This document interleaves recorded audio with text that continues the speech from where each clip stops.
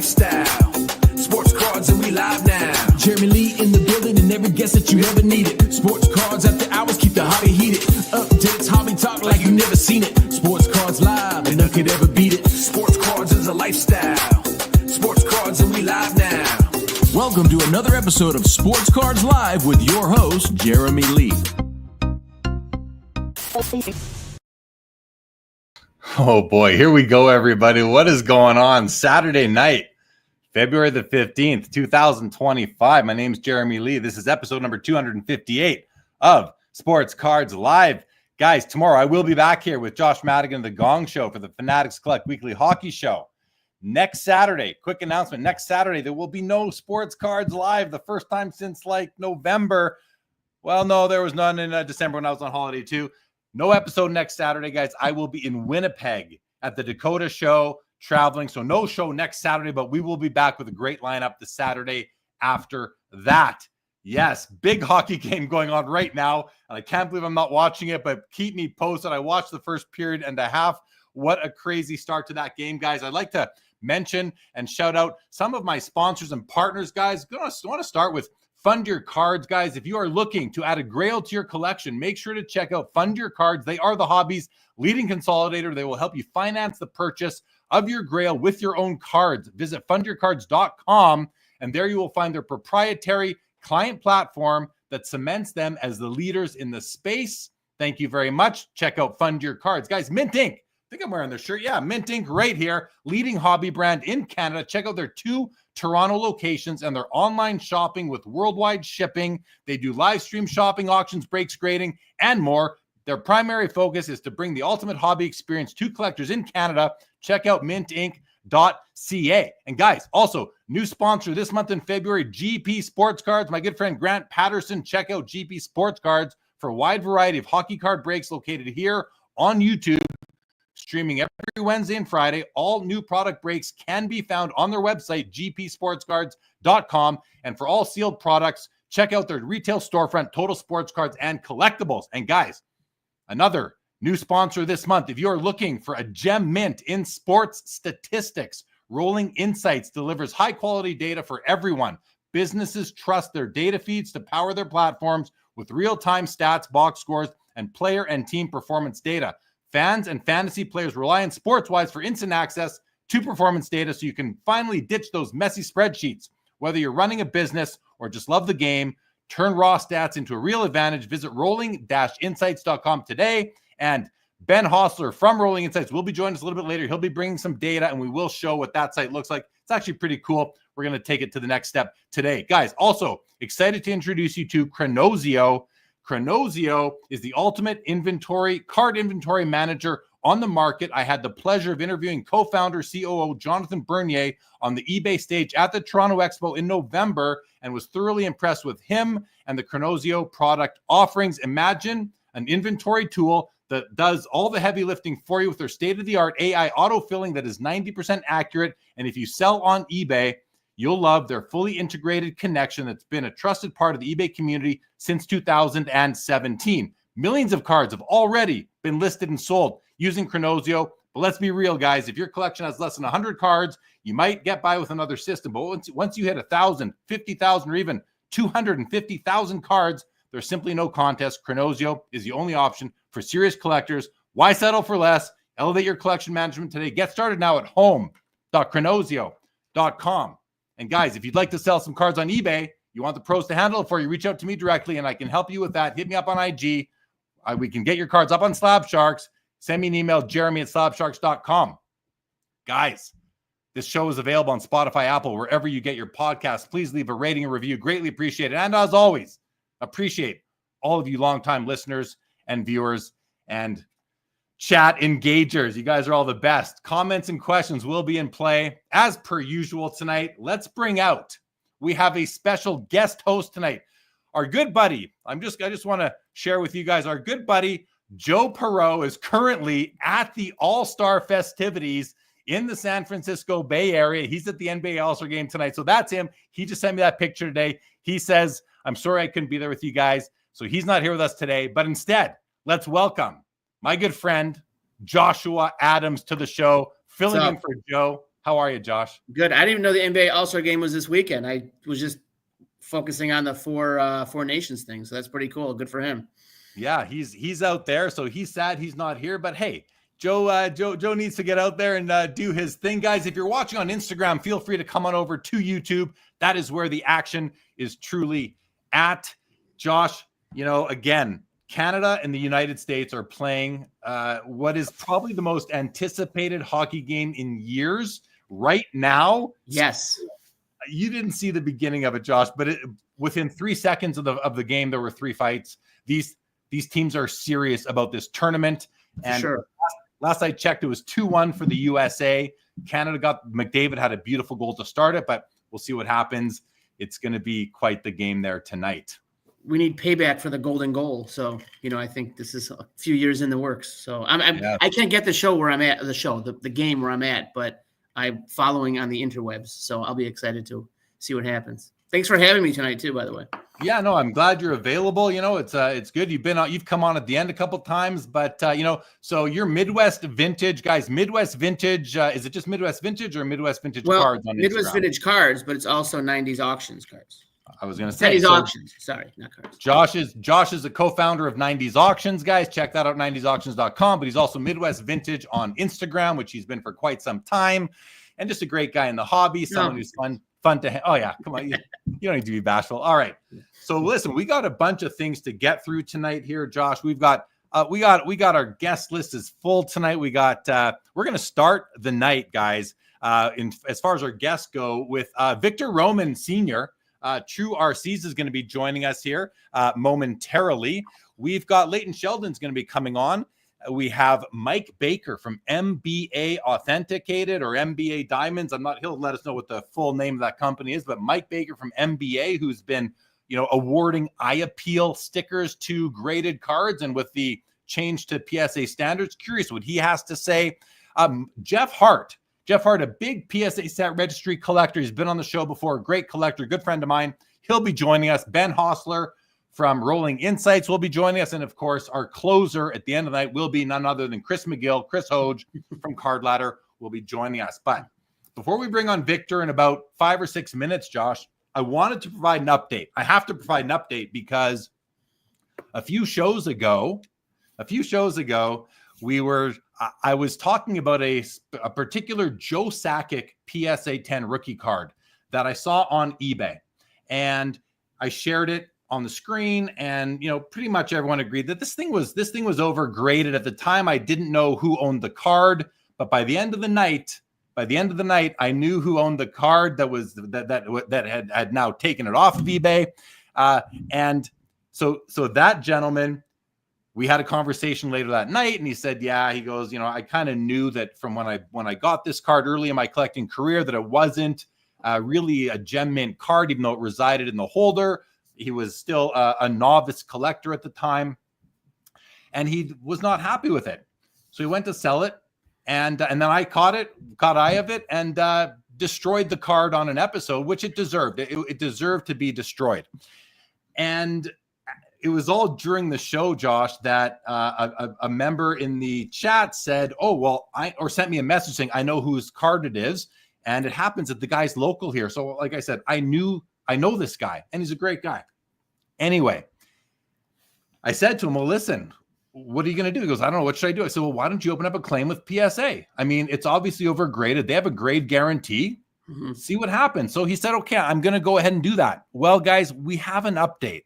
And I'm going to share with you, because he shared with me some of his emails. So I'm going to start with, I'm going to share my screen, guys, right here. I don't know how well you can see this, but here's email. It says, hello, and I've blocked out his name because he's private.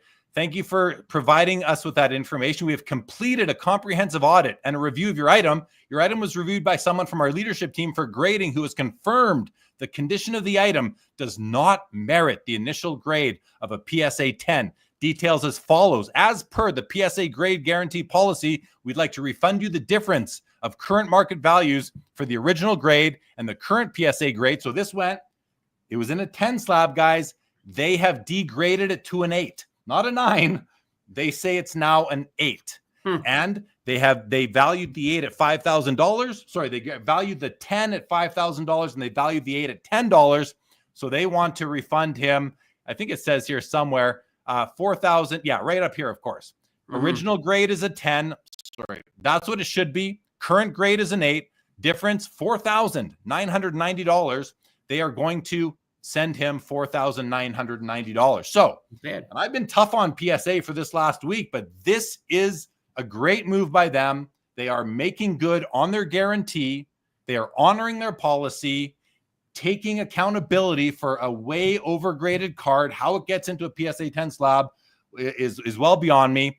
And then I'm also just going to quickly share with you guys the email that I got from this person where he says, Jeremy, I just want to follow up with this. So this came above the last one. He sent me the one I just showed you, but this was on top. I just wanted to follow up with you as you initiated this process. Super interesting and somewhat pleasantly surprising. They clearly agree with your assessment of the grade, and they are going to honor the guarantee and pay me the value. I am so pleased, as I was never going to be able to sell that card for its labeled value. Further good news for you here, as there is now one less in the pop. It's a pop 16.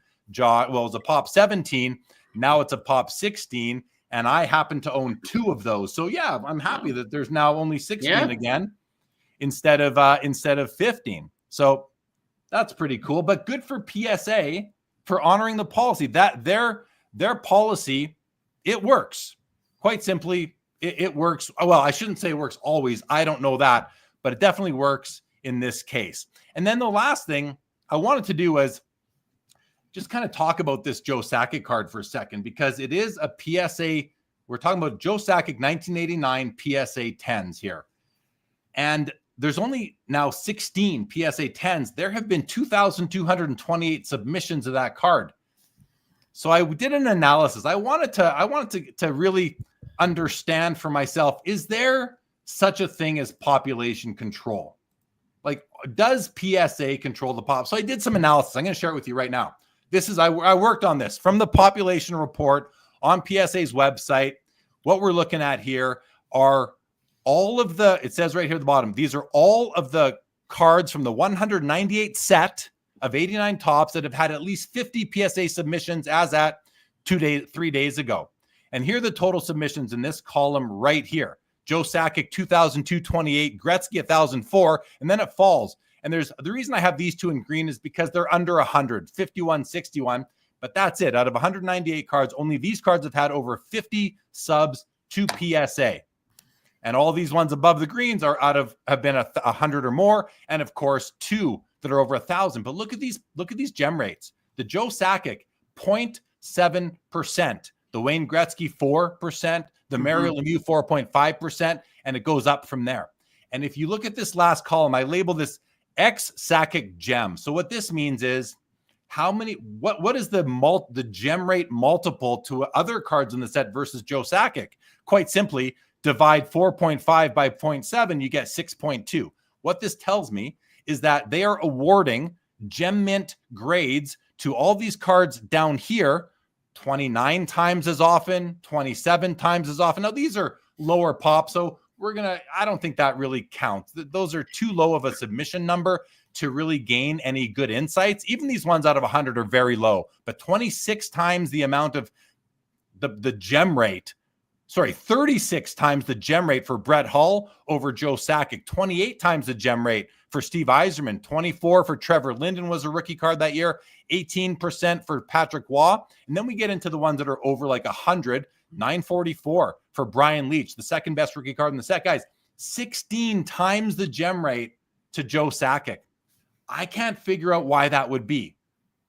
Mario Lemieux, 6 times the gem rate. He's card number 1. I put that in blue because he's card number 1. So, the whole elastics thing. But Josh, I can't imagine that. I mean, in 89, we weren't using his elastic, or this would have been 1990 by now. We weren't using elastics as much. So I'm just trying to understand, is there population control for the Joe Sakic card that I have 2? And if there is, lucky for me, but I'd prefer there wasn't population control.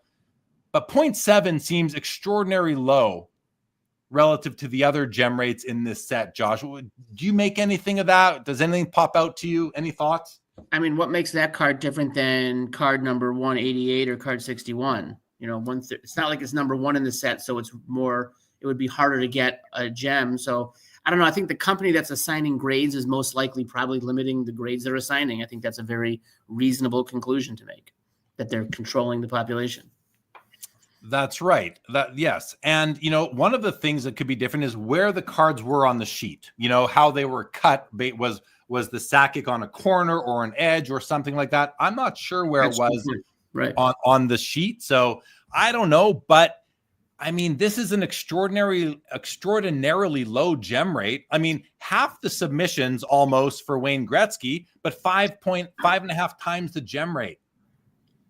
I don't know. It's just interesting. I want to, you know, just understand and, you know, be aware that there could be something going on here that causes the Joe Sakic to have such a low gem rate compared to the rest of the cards that is not population control. There could be something I can't conceive, Josh. Occam's razor, man. The most logical and rational conclusion is usually the correct one. So the company that's giving up guys. Sorry. All right. We haven't said, okay, lots of comments already. I'm not going to start at the top like I usually do and say hello to everybody, guys, but I appreciate you all being here. Keep us up to date on the score in the hockey game and, you know, make what you will out of that whole gem rate thing. T-Dot says you should compare the O-Pee-Chee populations. I don't think we should, T-Dot. That would not be apples to apples. It's a different product, different manufacturer. So I don't think that would make any sense, actually. For me, the professor, I want to say, Professor, did you notice that I've changed my cursor? The sports card professor a while ago said you should change your cursor so we can see it. I did today, Professor. How do you like it? Let me know if you do. I hope you do. LGC says, look at the high total submissions. As the number increases, collectors will tend to sub almost any condition card, especially that of a rookie. Great reasoning right there. Iconic Baseball, Iconic Al says, more cracks and resubs on the big cards. Also, the big cards are worth subbing at more grades. This all waters down pops on the big cards. Great. Appreciate these insights, guys. Well, yes, I did, LGC. I analyzed this. It's sorted. It's really sorted by total subs. Well, it's sorted by gem rate, but then that's why I have these two in red, the Lemieux and the Leach, because they're the only two that are kind of out of order here when you go that way. Linda's first. Grading is done by humans. You will not find any consistency. That's been proven over and over again. Jeff Hart says one thing is that the star cards often were handled more than common players. Great reasoning right there. DPZ says, how does the one on eBay look? Yeah, that one's good. That's by the PSA account. It looks good to me. DPZ. Professor, you noticed, maybe take a vote, red versus yellow versus green, and hockey. If you don't understand why the anthem is booed, you're in it. Okay. I'm going to just ignore you guys arguing in the chat, talking politics. Okay. All right. We have other matters at hand, guys. And so we're going to bring on Victor, the rookie card specialist from the True RC's YouTube channel, a great YouTube channel. I'm sure you're all already subscribed to him, watching his insightful videos. And then Leighton Sheldon's going to come on. Leighton did advise me that he's going to have to keep his visit a little bit shorter than I thought. So with that, we'll probably keep Victor on longer. Hence, I don't mind starting Victor a few minutes late. Victor, I see you down there. Are you ready to join us? He's good to go. All right, guys. Stukes likes Victor right there. The professor, thank you. And 902 says 8990 Topps O-Pee-Chee has always been condition sensitive, tough to get a 10. Yeah. No doubt. DR, I wonder if the same grader gets specific big cards and they make it harder to get a 10 because they judge against all they want. So grading on a curve is what Dylan's saying here. Maybe that's what's happening. I appreciate all the suggestions, guys. That's why I said there could be things going on. Let's bring out Victor, the rookie card specialist, True RCs. Victor, welcome to the show. How are you? Good, Jay Lee. Thank you, man. Josh, nice to meet you. Nice to meet you, Victor. Yeah, you're from the Midwest. I am from Midwest also. I live in Northwest Indiana. Oh, nice. Oh, we're close. I'm in Chicago. Okay. Yep. Right. And so a couple of disclaimers, Jay Lee, before we start. I caught a bad cough yesterday. I'm a little under the weather, but I got cough drops. I say all of that if I get a cough attack, I'm going to mute myself, if you don't mind. Got it. All right. Good stuff. Well, welcome to the show, Victor. So listen, we're having you on tonight. you've heard me say, and let's just get into it, right? You've heard me say several times that, I'm just not as enamored by the rookie card as I once was. I love rookie cards up until about 1995 or so, somewhere in there. And then I'm enamored by rare parallels and inserts and rookie year cards. So I'm a big fan of the RY. That's what I collect for, let's say, modern forward. But 89 backwards, if I can call that vintage, and I know not a lot of people, but anyway, 89 backwards, the rookie card is of the utmost importance. Just look behind me. All these paintings on the wall, they are all rookie cards. So, now your whole mission of your channel is to really protect the sanctity of the rookie card. So I want to start by asking you, how do you feel about what you've heard me say in the last little bit? Have I offended you at all? Have I disappointed you? Or is it more one of those, you're entitled to your approaches? But I'm curious because I want to have that conversation. I want it to be open and honest. Yeah. Thanks, Jay Lee. I don't, when I first started this venture in 2020, when I started my YouTube channel, I came across a little authoritative, and a comment like that probably would have triggered me, and I probably would have defended the rookie card and my stance on it. But I've come to the acknowledgement that I have to speak as my opinion, and I've kind of learned and grown into that, listening to the comments left on my channel, that sort of thing. And I've kind of evolved into, hey, everybody's entitled to their own opinion, right? And you're entitled to yours, Jay Lee. And I can see you being probably not as passionate about the rookie card, and there's a lot of good reasons for it. I mean, it has evolved into a debacle, in my opinion, anyways. And so I can see why somebody would not like take your stance that you have. So no, it doesn't offend me. I respect your opinion. I respect everybody's opinion. And I tell everybody nowadays is that this is how I do it. This is what I believe. This is my philosophy on the rookie card. I can't expect everyone to buy in. Now, what I have noticed as I've taught my philosophy on rookie cards is there's a lot of people that are saying, man, you know what? Maybe I do need to rethink this thing, because what you're saying is making a lot of sense. And I have got testimonial after testimonial, Jay Lee, on people thanking me that their entire approach to rookie cards has changed. And the reason why is because there is the waters have been muddied. The rookie card has been diluted in a sense. I don't know if that happened by design. I don't want to accuse manufacturers of anything, or it happened organically. I can't put my finger on it. But what I can put my finger on is that it's very, very confusing. When I left the hobby and came back and started wrapping my head around rookie cards back in 2014, I had a lot of prior experience in the hobby, and I found myself totally lost on rookie cards.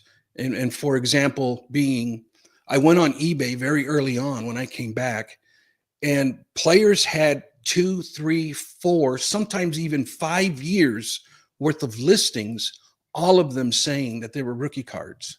And I found that really, really confusing. I can only imagine what a novice feels like when they come in.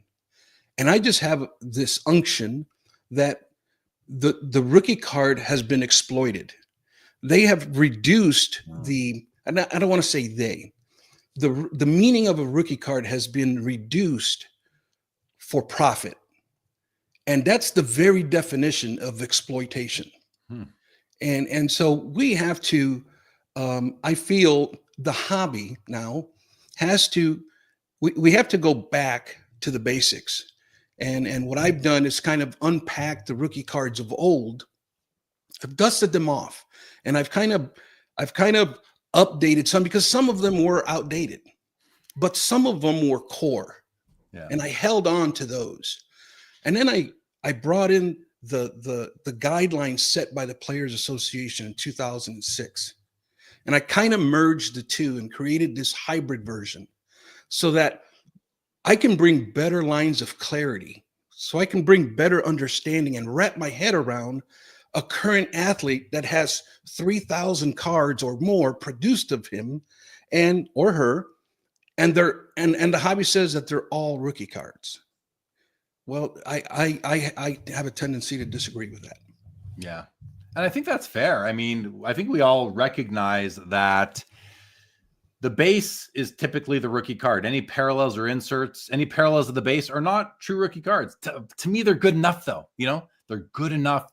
And then you got inserts, which are another level. They're rookie year cards. Oftentimes, they're better. Better is a weird word. They're maybe more interesting. They're more beautiful, better designed.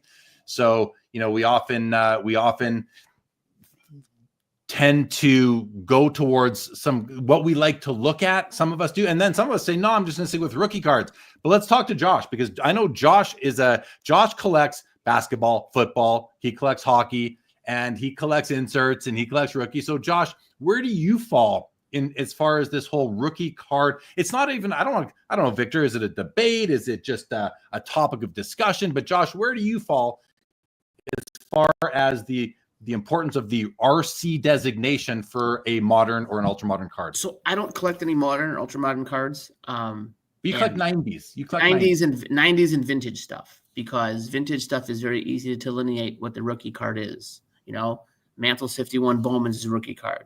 Page's 48 Leaf is his rookie card. I know people say the Bowman is, but the Leaf is the first one. So I think it's easy to delineate what the rookie card is. And Victor's right. You've got so many different products coming out in modern, ultra modern stuff. Which one is the true rookie card for a player? And, which it's very confusing for someone coming in. How do you know? Before today, I did a little prep, and I'm looking at like modern stuff. Like, what if I want a Patrick Mahomes rookie card? Like, there's like 80,000 of them. Like, which one's his true rookie card? Like, I don't know. There's like 15 have like that RC symbol.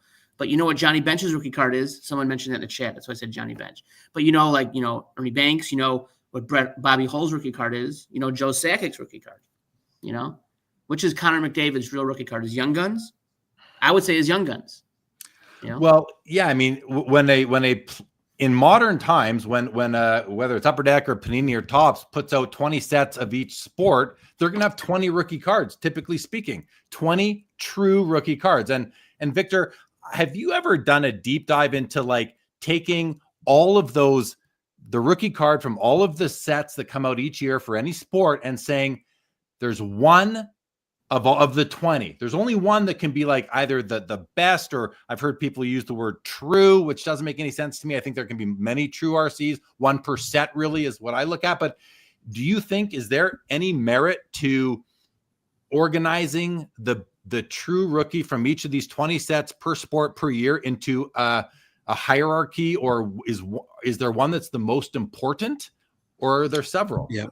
Well, and that's where I have found a lot of different, a wide variety of opinion, Jay Lee. And this is why I emphasize so much on education, because I think we can all agree that the rookie card has evolved.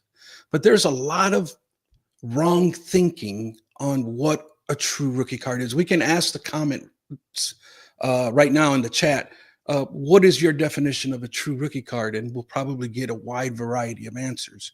And I think this is a fundamental starting point that we have to come to, because I have been told that the true rookie card is the first card that's ever printed of a player.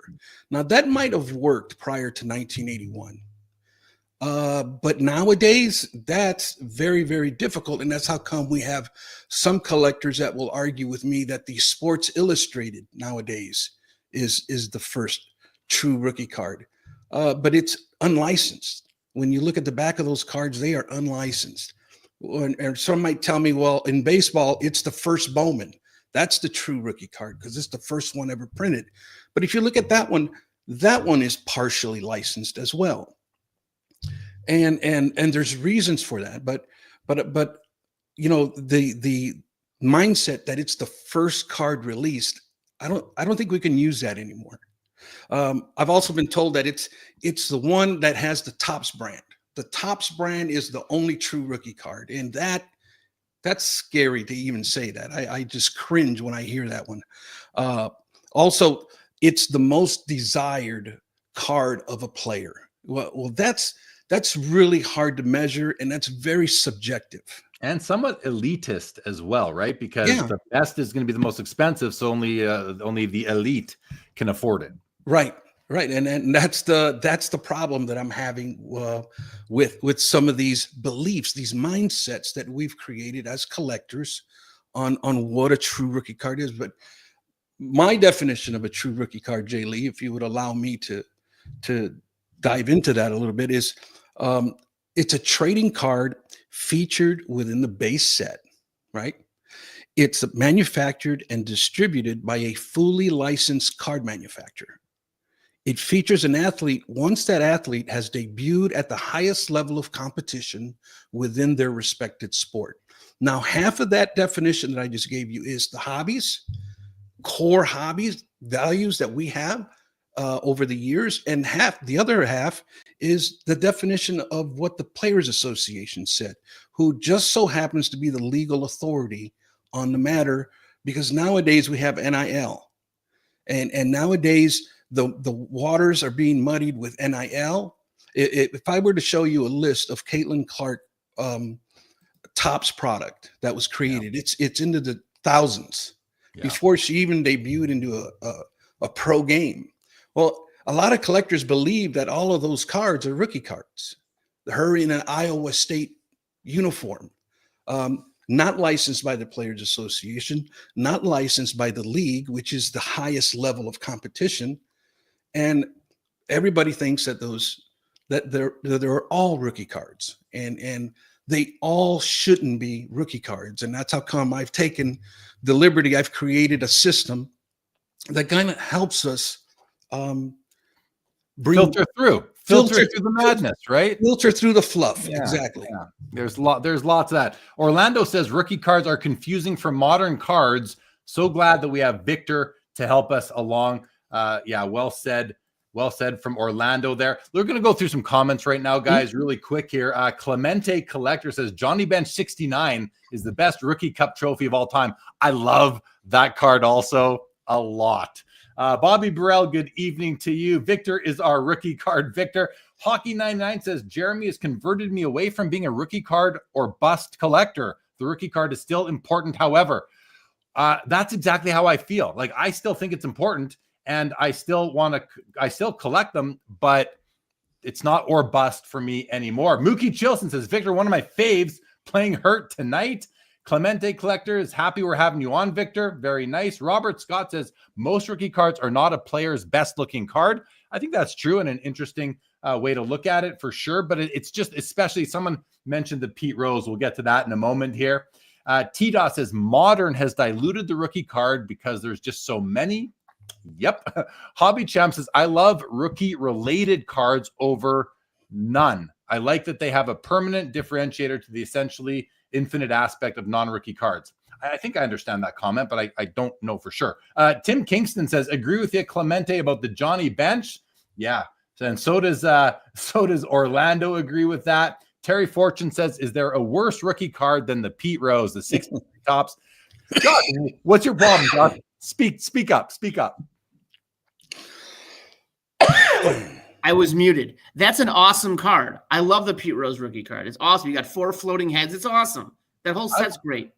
I love it too. I love it because of how funny it is, right? Yeah, Victor's nodding as well. It's a very divisive card. I've heard, Terry Fortune's the first person I've seen say it's like one of the worst rookie cards ever. I love that card. The yellow, the blue, the red, then those 4 floating heads, the Pete Rose. Like, that's what they did. I love it because that's what they wanted to do back in the day. It's on brand with the rest of the 63 top set with the circles in the corner. I think it's a great looking card. That said, his 64 is probably my favorite Pete Rose card. I love his second year card. To me, I love first solo cards, whether it's Nolan Ryan, Johnny Bench, or Pete Rose. I love all those, but I also love their rookie cards. Clemente Collector says junk rookie era. If you use that, Victor, I want a royalty. The junk rookie era. There's so much of that lingo going around. Chad Shipper, what's going on? Good evening Chad. to you. Nuba says junk rookie era. Yeah, there's another comment like that. Dylan says, Victor, have you ever argued with Chat GPT about rookie card debates, Victor? I did. I actually made a video on Chat GPT and rookie cards. And what can you give us the quick what do you call it, the cliff notes down in the US? Give us the quick cliff notes on that. It actually it impressed me actually. It actually spelled out the different arguments that are out there, but it didn't pick a side as to who's right and who's wrong. It didn't pick. I love it. The AI did not pick a side.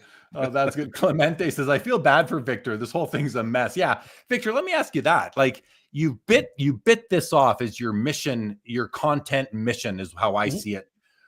Are you having second thoughts? And I want to mention now with that I watched your latest drop where you were kind of questioning the whole hobby content world. And if you wanted to, I think if you wanted to really continue with it, and thankfully at the end, you got to get through that whole video. You're like, yes, I'm still here. I'm going to still be here. But do you feel like you're too narrow in your scope of content? Has that caused you any challenges? Do you plan to widen that scope at all? Or is there enough meat on that rookie card bone to keep you going and keep your channel as focused as it is? There's enough meat on the bone for me to continue, only because as more and more sets are released, it seems like more and more product is being released every single year. And there's more and more questions that are being asked of me through content or through the comments that I get, feedback, I should say. But no, there's, a lot of times, Jay Lee, that in that video is, it just depends on how busy I am and what I'm doing in life. And I'm trying to create content and I'm trying to balance everything in life. And it's just like, sometimes you get a little tired, but I like to reflect on and just be transparent as a content creator and be a little bit authentic on kind of where I'm at, kind of where I'm feeling. And I like talking those things through sometimes. And, but no, I'm not thinking about quitting. It's not, I'm just really passionate about the topic, and no, there's plenty of meat on the bone. What do you think about the state of hobby content right now? Yeah, that was probably more where my feelings were. I get really discouraged sometimes with the scandals. It's like scandal after scandal after scandal, and it seems like if you're not talking about the scandals, or if you're not talking about how you spent $500,000 at a card show, and your videos don't gain much traction. But if you throw Jeff Wilson under the bus, or you throw Jeremy Lee under the bus, oh man, those videos, they and that's just disheartening sometimes, man. It just gets under my skin sometimes, and I can't do nothing about it. Except just not watch it. Just don't click on. Right, that's what we can all do. We've been talking like this for years now. We curate our collections. We can curate the content that we consume as well, right? I want to say happy Saturday to Kinger. Gordon Morrison, welcome to the show. And Rock Latex says, dang, this guy's really passionate about rookie cards. And then I want to bring up this comment here from Hobby Champs and get your thoughts, because sorry, I'm covering your face right now, Victor. Let me read this out. Hobby Champs says, where I disagree with Victor on rookie cards is that manufacturers, unions, and or players associations have any say in what is and isn't a rookie card. They release cards. We, the hobby, decide what to call them. Now, Victor, I got to say, I love that comment from Hobby Champs. I agree, because if you go back in time, card companies didn't care about rookie cards. Like they cared, they included them, they wanted the players in them, but it wasn't really until price guides and checklists like came about, and Dr. Beckett started issuing his magazines, that the rookie card became an actual thing that was important.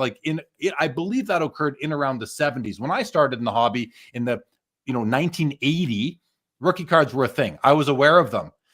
But to me, I agree. I don't like the fact that we give the league, or we give players associations, or we give the card companies the power to tell us what a rookie card is. I may be swayed on this. So with that said, and Hobby Champs agree, before we go to Victor, let's go to Josh. You're muted. Unmute yourself. Yeah, go ahead, Josh. So you have a good point. Back in like the 1890s and, early 20th century cards, the hobby didn't put out, the manufacturer were gum companies, cigarette companies, candy companies. The hobby decided what the rookie card was. Like the hobby, like Mickey Mantle's first card is his 51 Bowman. That's his rookie. 52 Topps is his first Topps card, but the hobby considers the Bowman as the rookie card. For stuff for 1890 stuff, Christy Mathewson's rookie, Cy Young's rookie card. The hobby decides what that is. That's a great point what that person just said. So I just wanted to add that. Yeah. Now we're going to go to Victor, because Victor has gone. He has sort of given that power, I think to a degree, Victor, to those entities. And at the end of the day, I'm sure you have a very logical reason for it. So can you just sort of speak to that side of the discussion? Yeah. Well, and that is how it all started. And I've had many conversations with our mutual friend, Dr. Beckett, on this topic. And he will attest that throughout the years, all he was doing, he wasn't really making the decisions, but he was really getting the feedback from the hobby and what the hobby had determined to be the rookie card. The problem is, and he'll even attest to this, is that he started. I just want to say, I've heard him say that. So, yeah, backing up what you're saying. Yeah. Yeah. But what he'll also tell you is that he started to notice that some dealers had agendas, and he started to say, wait a minute here. And so he had to take all of that into consideration and kind of carve out what rookie card guidelines were. And then we had, and it seemed like he attested that once he got it figured out what a rookie card was, it seems like the card manufacturers would do something drastic to kind of oppose what had already been established. So it was like a moving target, and it was very difficult to keep up with. But then the Players Association came in, and they kind of wanted Dr. Beckett out of the way. They wanted to be the ones that dictated what a rookie card was. But in hindsight, I really don't blame the Players Association, because they were getting a lot of tension. There was a lot of consumer confusion, because what card manufacturers were doing was playing gimmicks as to who can be the first one to release a card. And they were putting in 50 prospects into a set. Yeah. Prospects that never made it to the major leagues, and they were putting them into sets, and that number kept growing and growing. And it was like they would, they used the Topps update and the Topps traded sets, and just trying to cheat the system, because they knew the first one to market with the rookie card was going to be the winner. So listen, without going through the whole history, because I want to direct people to True RC's YouTube channel. Go to Victor's rookie, go to his channel, guys, if you haven't seen it yet, and you'll hear him talk through the history of these things on a few different occasions. It's really great. If you could just fast forward, Victor, to kind of like what your thoughts are. And what you're doing is you're setting the context for why they took over. How do you feel about that? Because, I don't love it. Josh doesn't love it. The chat, I think it was Hobby Champs, doesn't love it. What do you think? Is it all we have, or would you like to see an evolution from there? Where do you sit with this situation as it currently is? As it currently is that if the Players Association would have held true to what they established, things wouldn't be as confusing as they are today. But they've kind of set the rules and they walked away from it. There's no accountability. There's no, like you had on the guy from Upper Deck last week, or maybe it was the week before, I don't remember. Well, what they're planning on doing with 24, 25 Upper Deck stature, they're going to have a dual rookie class. In my opinion, the Players Association should be jumping in there and saying, no. But they just let them do whatever they want to do. There's no accountability, or nobody does checks and balances on all of that. And so card manufacturers do whatever they want to do. And It's one of those things, right, Victor, where they set some rules and then the creative at the card companies find ways to, exploit it for profit. Now when I say for profit, I don't say that with any derogatory connotation. I mean, if we don't understand yet that Topps, Upper Deck, Panini are in the card business for profit, then we're kidding ourselves. You have to understand that they're all only in this for profit to fee, right there, so their employees can get a paycheck and that they can pay and their shareholders can get a dividend. That's what that level of the hobby is all about. So I don't blame them for trying to maximize shareholder return, trying to maximize profit so that they can hire more staff, grow and pay the staff. I think that's all, that's just the way the world works. I don't have an issue with that. And then we as collectors, as hobbyists, we can pick and choose what we like. And there is a bevy of selection for us, which I think is great. I think that in itself is great. But you're right. Yeah, they get the rules and then they exploit them for profit. And anything else you can say to that? Yeah, no, they come real close to crossing the line, but they really don't. What they do is they create this like gray area, and it becomes muddied waters. And it's like, let's not look to comply. Let's look for a way around. Let's look for a loophole to get around the rules. And I just think that, Jay Lee, I think the bigger problem is that over the years, the hobby's evolved into that rookie card rules are no longer important, but that's a thing from the past. That's not needed today. And slowly but very surely, the rookie card guidelines of old and new have been forsaken. We just forget about that. That doesn't matter. And what is turned into, you decide what a rookie card is. A rookie card is whatever you think it is. And that's flawed thinking, man. And that's how come things are so confusing today. You are muted, Josh, if you're going to say something.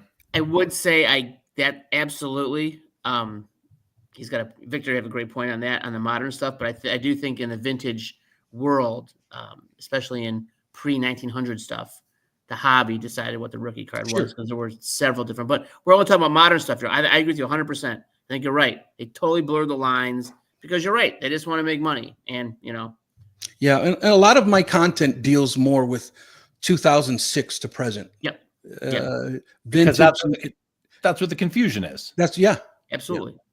Yeah. I mean, even in the 80s when we had Donruss and Fleer enter the scene, there's only 3 rookie cards per player in most cases in that era. So it's not very confusing. And it's not even confusing into the early 90s. It really gets confusing. Well, it gets more and more confusing as time goes by. And now it's pretty much kind of out of control, I think you could say. But lots of options again for the community. Let's go to some comments here. Then we're going to bring Leighton on. Hobby Champ says, where I disagree with Victor on rookie. Oh, we did that one. My bad. Sorry about that. Triple V says, I see more and more vintage content nowadays. Fewer investor types, thankfully. That's good to hear. The Battery says the most discouraging thing in the hobby is that Victor hasn't finished his man cave. It's coming, guys. It's coming. What's up, Colin Murray? Welcome to the show. Haley Besner, the card doctor. Welcome to the show, Haley. Timepiece Esquire, Josh Adams, Jeremy Lee, 2 of the smartest and best minds in the hobby. That's very flattering, which begs the question, why is this show not broadcast live from the Burbank West Coast Card Show? Michael Ham, Jordan, XRC or RC, which is the rookie? Oh, gosh. We're not going to get into that debate tonight, guys. 84 stars is rookie. Victor, just say one or the other. 86 is the true rookie. I'm going to say 84 star. I'm going to bring Leighton on for just so he can tell us. Leighton, what's yours? 84 star. Thank you, Leighton. We'll be right back to you. Okay. Mark Santucci, does Victor consider Jack Morris rookie his Topps 4 player or his Burger King? Which is his rookie card? The Topps 4 player. A Burger King is a regional issue, not considered for true rookie card. Agreed. Clemente says, my thought is a company like Topps shouldn't put RC on every card for that player's first year. They should only do that on his first card that year, or make that the first card and have a different rookie card logo. So what he's saying, I think what he's saying is Topps could put out 20 sets in a year. Only the first set should get the rookie card. All the other sets, something different. to me, then it's like then what I would say is, well, I think another way to look at that to Clemente collector is, well, pretend that it's not Topps putting out 20 sets. It's 20 different companies putting out 20 different sets. In that case, would we have 20 different rookie cards? And I'm posing the question. And then Hobby Champ says, I'm fine with them deciding when rookie cards can be released, but beyond that, they have no say, in my opinion. I love Victor's passion for the topic, by the way. Okay, well, appreciate that from all you guys there. All right. Anything you want to mention here, Victor or Josh, before we bring Leighton on and let him join the conversation? No, we're good. Let's bring on Leighton. I'm good. Bring him on. All right. Leighton, welcome back, buddy. How are you? Good. How are you guys tonight? Hey, Leighton. You know everybody on the screen, so you've been listening. Anything you want to say about this whole rookie card topic? I mean, I don't think I feel as passionate maybe as you guys do, but I do remember collecting 87 Topps baseball as a kid. And man, I felt rich having the Golden Cup, 9 of, was it maybe Casey Candell? I'm not sure, but certainly Bo Jackson Future Stars. And then Will Clark, I don't think had anything on his card. My point is, I just collected what I liked, but I do understand the debate. And I mean, to me, I think it's a lot to ask of a company, the card companies, to say, hey, only have an RC logo on one particular issue, because that's not really appropriate. In other words, if you're someone who happens to like Topps Fire, well, then it's still a rookie. It just happens to be a Topps Fire. I don't know why I thought of that, but it's a weird brand. Yeah. And I think Clemente, I didn't read Clemente's question like that. I think he was more referring to sets will have 2, 3, or 4 cards of a player in the set. And so rule of thumb is, historically now, is that the first card featured in that set is the rookie card. If there's a subsets are typically not considered true rookie cards. Well, okay, I'm just going to go back to the comics. I'm reading it the other way, Victor. He says, just to clarify, my thought is a company like Topps shouldn't put RC on every card for that player's first year. Only do that on his first card that year. Or make that card have a different rookie card logo. So I think he is saying among all brands in the year. And the problem I have with that is, and I think about the hockey lineup of brands that comes out from Upper Deck, often the first brand is MVP. That's not a brand of cards that anybody I know really collects. That's it's a low end product. It's mostly for, let's say, kids, I suppose, or whatever demographic you want to say.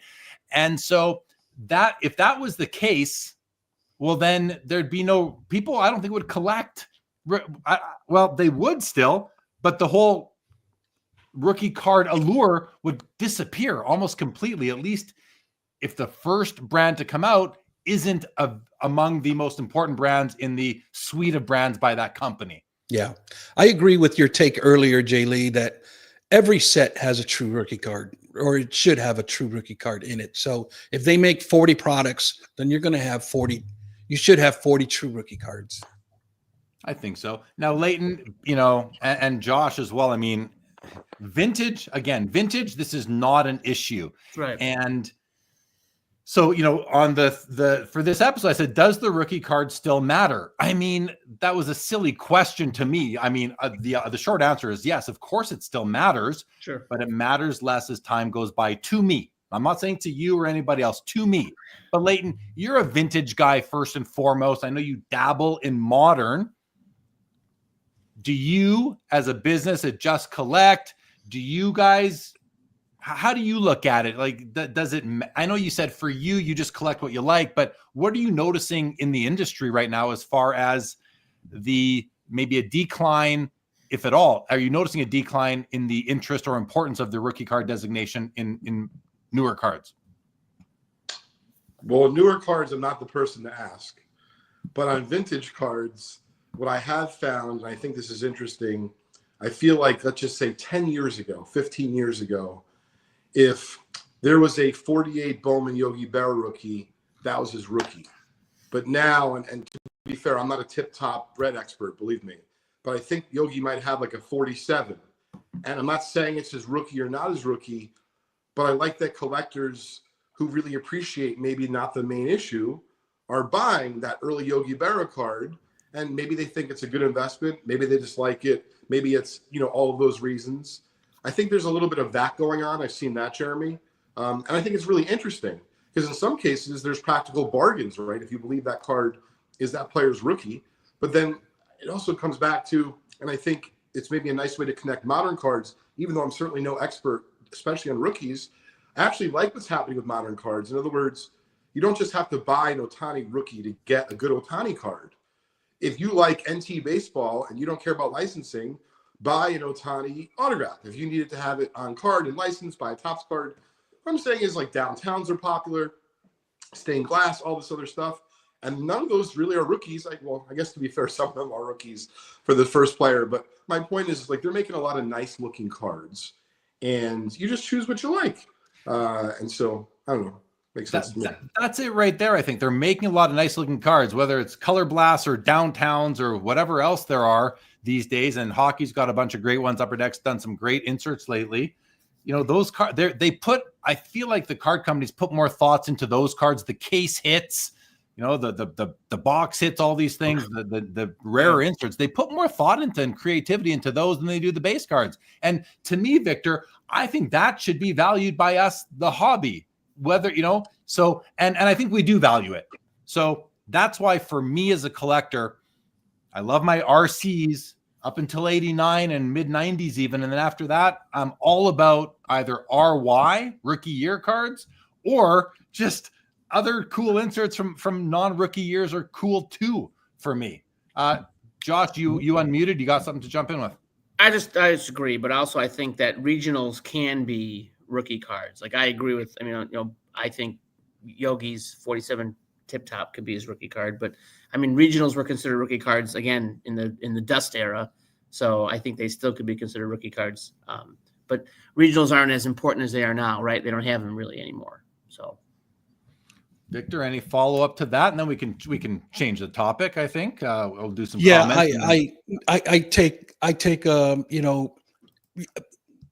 what I have an issue with, and it's more respect out of history and tradition and the way things have been established.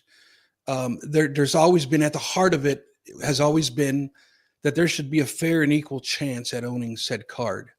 A regional issue that's only available in Philadelphia from the month of May through July at participating Burger Kings is not fair and equal chance at owning said card. Now, two major changes that have happened with the rookie card, and this are the two biggest that I will admit to, is number one is pack pooled, nationally distributed. That has changed because of the internet.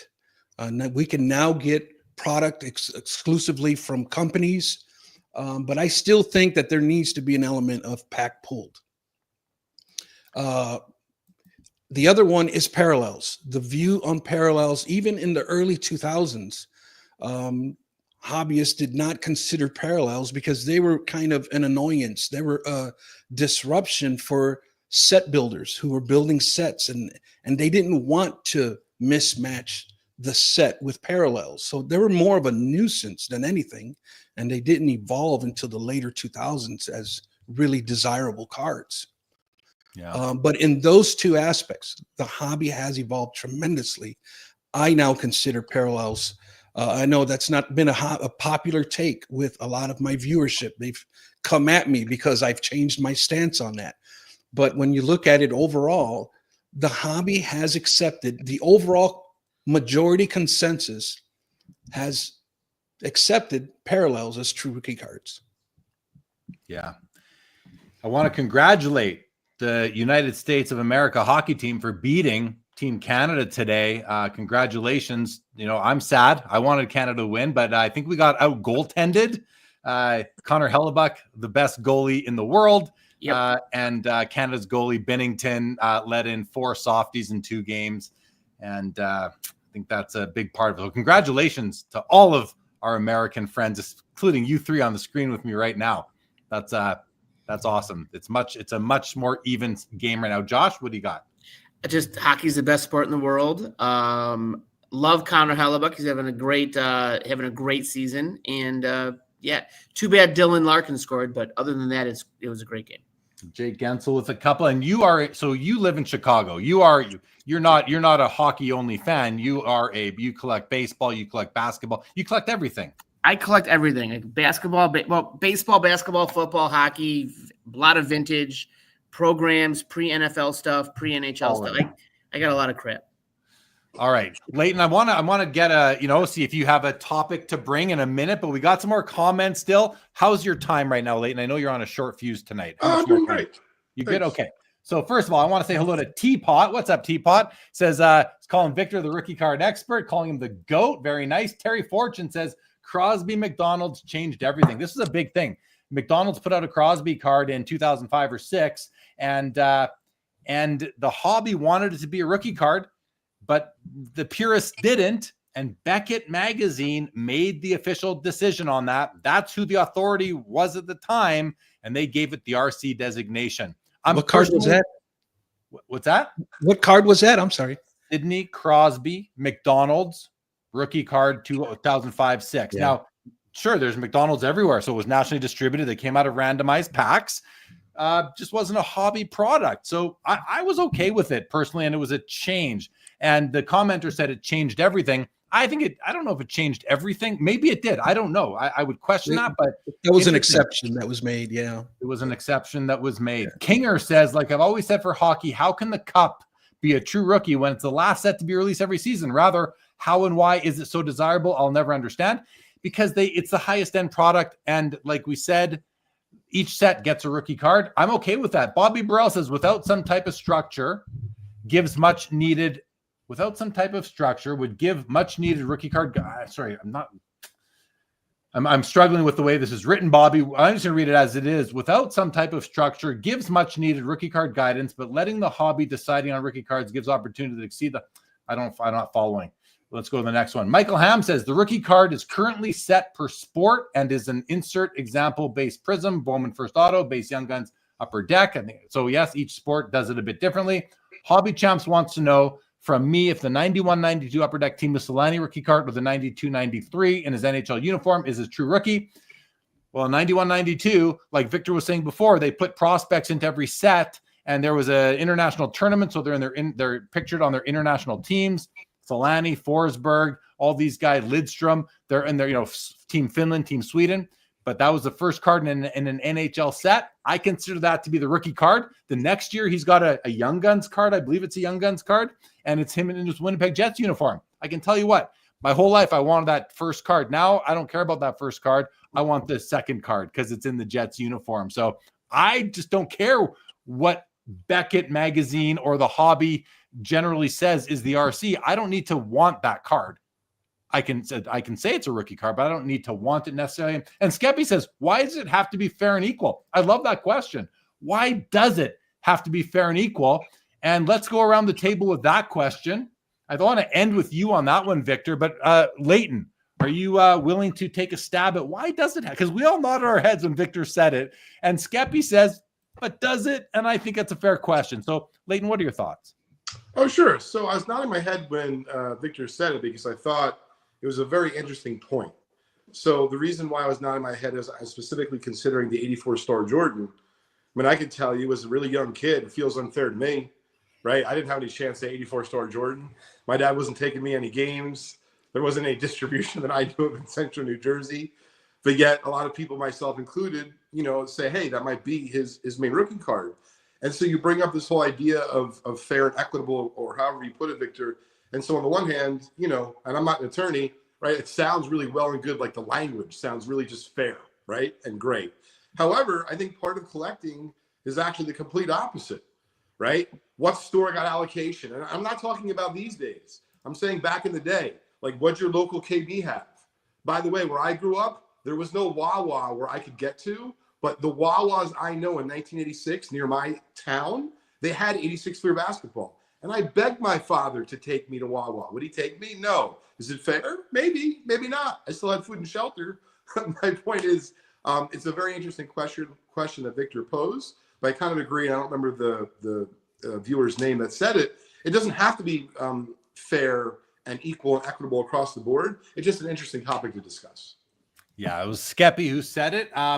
Okay, we're gonna go to Josh too. First, let's say hello to Mojo Sports. Jay, what's up? Welcome to the chat. He says Wayne Gretzky rookie on my bucket list this year. Need to find a low grade one to start.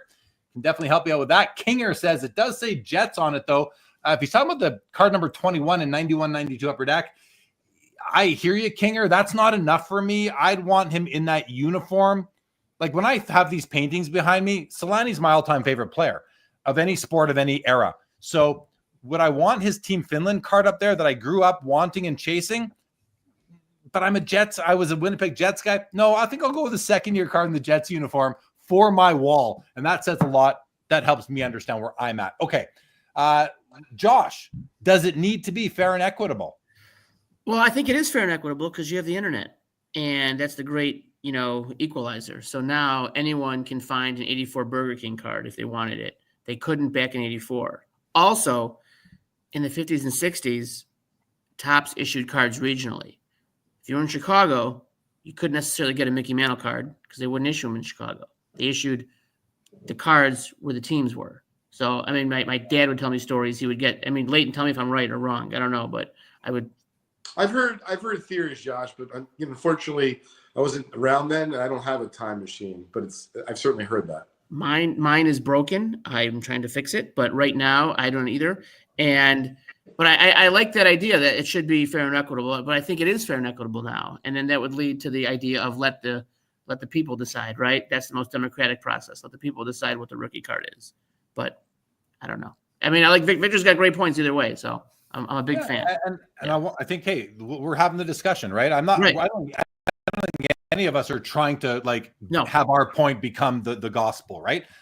Victor, let's finish this one off with you. You've heard all of these thoughts. Fair and equitable. How important is that these days? Yeah, I think, and again, I was speaking to what was happening during the 1980s. Okay, and I still to this day respect that era. I do not take rookie card rules of today and try to apply them to cards prior to 2006. Okay. I don't like mixing that. It's not fair. Fair and equitable is important because agendas. And that's how come if we let the goose run, we're going to try to find and create something to create demand somewhere because people are going to have agendas. And so there has to be boundaries set in place in order to, boundaries are also known as guardrails, in order to bring structure and fairness to everybody and not try to manipulate the market. And that's always been at the heart of the people who were making those decisions back then, which was Dr. Beckett. And so I respect that. And I think it's good because I believe in guardrails. I believe that it needs to be structured because things have gotten out of control. And that's at the heart of what I'm doing is basically trying to bring those lines of clarity. And I'm not saying that one rookie card is better than the other or that no, what I am doing is properly classifying and identifying cards as they are. I'm not saying that a rookie insert is not a valuable card or a desirable card. I love them myself, but I'm not going to say that it's a true rookie card because it doesn't line up with historical standards or legal standards. So yeah, and you're respecting the rules as they were in the era. And see, I'm actually willing to take a different perspective for myself. And when we talk about, of course, the big one being the Jordan, of course, I'm not going to get into the Jordan card. Please don't. But I'm just going to say that with the internet nowadays, if there is a regional product and, right away within minutes, you can buy them online. To me, that's fair and equitable. Yeah, I didn't get it right. I didn't walk into the stadium and get the card, but I have access to it just with this whole global economy thing. I'm willing to bend a bit that way. Okay, Michael Ham says each set of eras has different rules related to the RC, and we try to bring that through time. Too many things have changed. The rules don't and cannot apply through time. Consistent with what you just said, Victor. Clemente wants my opinion of the O-Pee-Chee versus the U.S. Gretzky. He's talking about the O-Pee-Chee and the Topps Gretzky. Are they both true rookies? Yes, 100%. Just like in the 80s, the Donruss, Fleer, and Topps cards, the Boggs rookies are all true rookies. I completely consider both to be true rookie cards, Theo. And Hobby Champs, Solani rookie season Young Guns is so much better looking, pretty low pop. I agree. It is also a better looking card. Michael Ham says Jeremy Lee has the one true rookie card. Yes, you made it for me, buddy. Congratulations, Thorson, on the U.S. win. Very happy for my U.S. friends, even though I am sad myself about it right now. Okay, Leighton, we're going to bring on Mike Baker here in a couple minutes. But Leighton, I know your time. You said you had about half an hour tonight. How is your time though? Do you want to? You want to stay on for a bit, or are you ready to have a little discussion and get going? Well, I have just a couple minutes, but I was going to ask, you guys as well as the audience, because I was discussing this with Dan from Dan's Vintage Baseball PC on YouTube on Trading Card Therapy the other day, and I was curious, what is everyone's favorite vintage baseball set? Dan voted for, I believe, 1953 Bowman Color because, and I quote, or roughly speaking, he said, in his opinion, every card being a real photograph is just really a work of art, and he loves it. And I went with the T3 Turkey Red baseball set. Really, neither one of them is a wrong answer, but I'm curious what your opinion is, gentlemen, on your favorite vintage baseball set of all time. Oh. Do we have to pick only one? Well, I mean, you can certainly break the rules if you want. All right, Josh, go ahead. I got a couple. 48 Leaf, hands down, is my favorite of all time. It's just awesome. Second is G&B Gum. It's from Chicago. It's a regional issue. The best. Love it. So do I. There's a Comiskey in there that I cannot find, and when it comes up, you know what I'm talking about, right? I do. It's a great set. I mean, I admire the fact that even are you trying to complete like a team set or a Hall of, like, what are you trying to do with it? So I do rookie Hall of Famers, and I also do just like old White Sox players. And there's definitely, cool. I mean, so the Comiskey, I hate Charles Comiskey, but it's a great card, and I want one. So, and N167s, the first old Judges are awesome cards. Listen, I'll put my name on the G&B Comiskey list, but I'll be behind you, Josh. It's okay. No, please, I defer to you, sir. What about you, Victor? What's your favorite vintage baseball set? For me, it's 1960 Topps. It's just like the dawn of a new era. And I really appreciate, you got to look at the set in its entirety, like in binder pages, to really grasp the beauty of the cards. The multiple different subsets that were in that set are just phenomenal. Always been a fan of that set. Yeah, I just picked up the Stan Musial, beautiful card. My first 60 Topps card, actually, and baseball. I really like it. For me, like Josh at 48/49 Leaf, I just love those. But as Leighton can attest to, the 57 Topps set, the 57 Topps baseball set has really captured me in the past few months here. So I'm going to go with that one. But I reserve the right to change my opinion, my answer, every Saturday from here on in, guys, because that's just the way it goes, right? We can definitely do that and change our minds. Hockey says, let's get Ham on the show. He's been on and he will come back for sure. Dan's Vintage is in the chat right now. Says hi to you, Leighton. Hello, Dan. Good to see you back. Double D says 1958 Topps. Jeff Derrico, 1914 Cracker Jack. LGC, 1955 Topps. Hobby Champs is slightly cheating and saying 1993 Topps Baseball. Triple V, T205. Mark Santucci, 73, followed by 72, followed by 75. Gotta love the 75s. Linda's first is taking 55 Baseball. Sam Hill, 48 Leaf. Colin Murray, 53 Topps, which I also love. Mookie Chilson, 49 Bowman. Signed and Slabbed is taking 67, 68 Topps Hockey. I think the question was baseball, though, was it not? Just to be clear, Leighton, it was baseball. That's Thorson's taking 65 Topps. Kinger, 68 Topps. We got a whole variety. Rock Latex, I'll be the one, 52 Topps for sure. Stukes is taking the M101-3 Sporting News postcards. Clemente Collector, 62 and 71. And Mark Hoyle is taking 1904 Fan Craze. You're messing around. Okay, Hobby Champs, no worries. All right. Okay, well, and 55 tops for Sundin 564. I love 55 tops. I like it more than 56. Don't tell Matthew, but I like it more than 56. All right, guys, we are going to do a little bit of a guest swap here now. We're going to bring Mike Baker on. So I got to figure out, where are you at, Leighton? Are you ready to go? Victor, are you ready? You're going to go, Leighton? I'm going to take off, guys. I enjoyed it. I'm going to tune in for a few minutes afterwards, but I appreciate you having me. Josh and Victor, take care. And Jeremy, I'll talk to you in a couple of days on Monday. Yeah, we are going to be Leighton and I, we have a separate podcast called the Vintage Spotlight Podcast. We are going to be recording episode 9 on Monday. We should have it hit the airwaves Monday night, Tuesday morning, sort of thing, guys. But follow Leighton on Instagram, Leighton_Sheldon, _collect, and check out his own podcast, which has been really, he stepped it up lately. Trading Card Therapy, guys. That's one that you definitely want to listen to. Check it out, Leighton. Thank you for joining as always, and we'll see you again. We'll see you on Monday. Yep, sounds good, guys. Thanks for having me. And Victor, how about you? Do you want to? I told you you'd be on until about a quarter after. It's a quarter after. Do you want to stick around for a bit, or do you want to head out? Where are you at? I'll stick around for a little bit, Jay Lee. Sounds good. All right, guys. Let's bring on now. Mike, are you ready to come? All right. Let's welcome everybody. Mike Baker from MBA back to the show. How are you, Mike? It's been a while. It has been a while. How you doing? I'm good, thanks. Say hello to Josh and Victor. Hi, Josh, nice to meet you. Mike, back at you.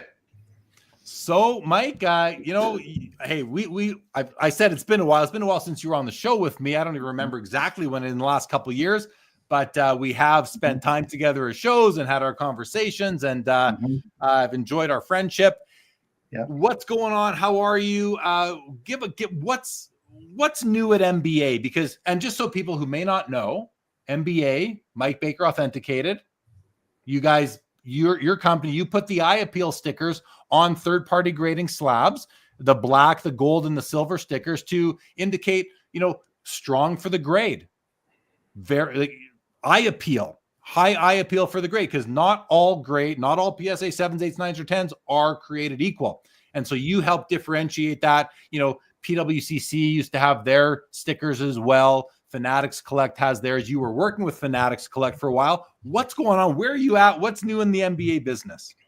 First of all, that hockey game was unbelievable. I didn't get to watch the second half of it, buddy.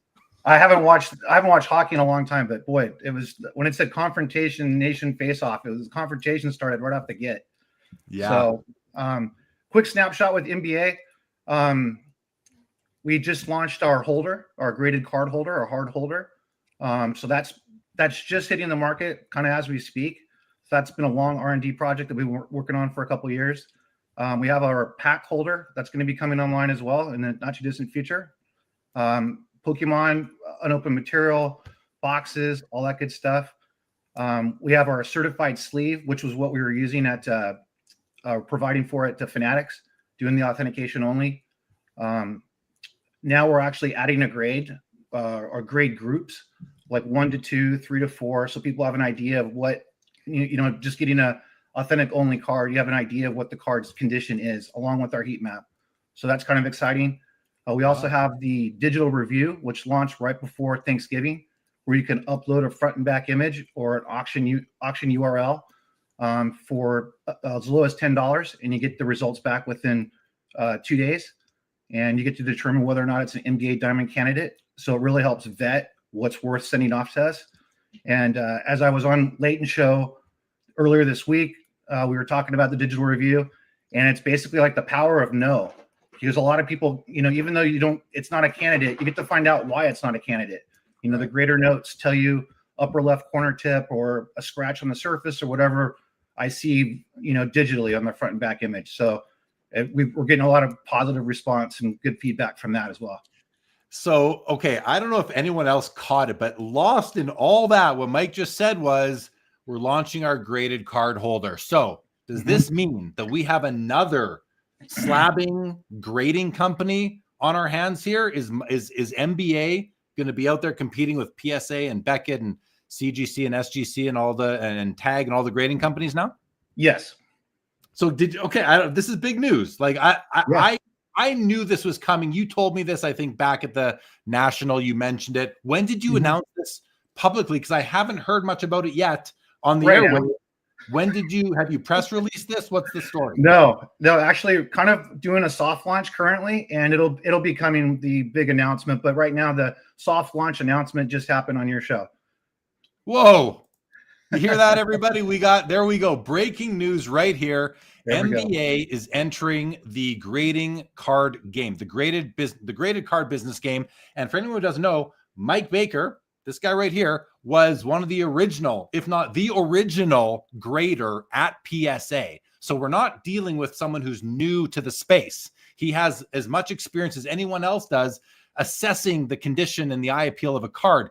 I have to ask this question before I get the other guys on the screen involved, Mike. One of the biggest weaknesses in grading is the technical aspect of it, and that, a pinhole automatically a 1, even though it can look a lot nicer than 7s. Does Mike Baker grading follow the current industry accepted standards for grading, or are you changing them to integrate eye appeal, which is your forte, into your final grades? A little bit of both, actually. A pinhole would automatically go into the standardized grading system, basically. One that I helped kind of put together way back when, and taking the kind of the best of that and then hybriding it. Like all of our half grades marry with what our gold sticker would be. Better centering on the front, better centering on the back. So when you see an 8.5 or a 7.5 NBA in a card graded holder, you're gonna be used to seeing that already with what we've done with the sticker with previously graded product. And as far as the NBA slabs now, are you going to be restricting to any certain eras, or are you going to be grading cards from the 1800s to 2025? Exactly. Full gamut. And how many molds do you have? Are you going to accommodate thick cards, thin cards? How are you going to booklets? How are you going to do that? All of the above. The holder, we have different depths up to 360.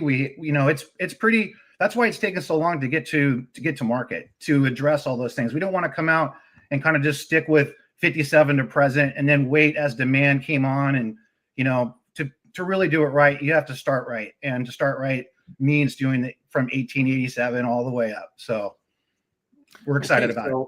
I want to offer to Josh and Victor, guys, huge news right here live on the show. Do either of you have any thoughts, comments, questions?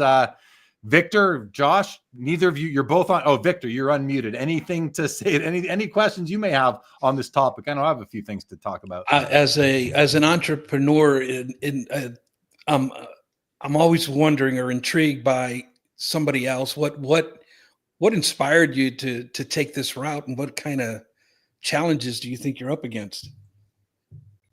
The inspiration was always, to get back into grading cards. That's what I've been doing since day one. So it just took a little bit longer to get to that point. Starting with the sticker was kind of especially at the start of COVID when we started MBA. So we had a lot of challenges just logistically to actually get this new product, new service out there. And everyone wanted to, meet you in person. No one wanted to send anything through the mail to a brand new company and brand new service. So to kind of get over that obstacle was like the main hurdle. And then getting around to more shows and the familiarity with what we do and how we do it. And it was a natural progression to get into the hard holder, basically. I think the challenges, PSA obviously is the lion's share of the market. We have no expectation to, go one-to-one with any of the established grading services. We're kind of boutique. We are with the eye appeal. So it kind of centers with what we're doing as a whole as a company. So I think our goals aren't, to do 100,000 cards a month. So, we're pretty measured in what our goals, hope to be. And I think we'll hit some of the numbers we're looking to hit. So how about you, Josh? Any questions, comments for Mike on this news? No, sounds cool. Good luck. Thank you. Nice and short. Okay, we have a lot of comments already coming. I'm going to start at the bottom here with Vintage Card Collector. Mike, where do you see a niche to gain grading market share with such a crowded field? Well, the crowded field was, during the COVID time, because, the HGAs and all the other A's and B's, they've kind of fall off the wayside. So, now that has gone down in terms of the services that are available now. So not to say that NBA is going to pick up any of that slack, but I think just with what we do, the network that I have in particular with, a lot of the collector base out there and dealers in particular. I think we can grab a little bit. Maybe we can be a little bit cheaper, a little bit faster. Our transparency, because of our heat map and grader notes, you get to find that out on every card that's submitted. So I think we'll have some benefits to use us, and a lot of it's kind of like, if you're using NBA for, IAPIL, maybe you'll be using it for, to kind of keep everything under an NBA brand. I'm like that with Apple. I can't go anywhere else but once I started. And I think a lot of collectors are OCD that way. Maybe we can pick up a little bit there, but, I think time will tell. We haven't gone out there, and obviously this hasn't been a major press announcement yet because, like I said, it's being soft launched. But I think, the optimism's definitely there. So are you offering the service right now? Are there NBA slabs out there on the market already? There are a few NBA slabs on the market on eBay currently under Greg Morris cards. So when did you grade your first? When did you slab your first card? Probably right in the last, up to the last quarter of 24 is when we started slabbing. And I know some of the submitters have kind of held off and waiting for the kind of momentum to hit. And I think what we just hit earlier this week is the beginning of that, and you'll see more to come as the days and weeks go. So right on. Well, that's awesome. Okay, we're gonna go to some comments quick. Justin Bode, what's up? Welcome to the show, buddy. Hobby Champ says we need an overgraded sticker. Hello, yeah. Right? Who would put that on their card though? Laura says we have 138 in the chat and only 31 likes. Like Jeremy, yes, hit that like button, everybody. Thank you, Laura. I appreciate that. Sundine564, congratulations to NBA and good luck to you guys. Very nice. LGC, key question here. Centering for a gem mint card, 55-45 or 60-40, Mike? I'm sorry? Centering standards for a gem mint card. Is it going to be 55-45 or 60-40? 55-45. Okay, so you're where I think we need to be, and PSA has finally got there recently. Linda's first. Congratulations, Mike, and all the best on the future of your enterprise. Very nice. Clemente says, Mike Baker, please rank as far as greater consistency goes. Please rank PSA, SGC, and Beckett. Are you willing to share your thoughts on that consistency wise? Because you see a lot of these cards when people come to you for eye appeal assessments. Why can't I hear you now?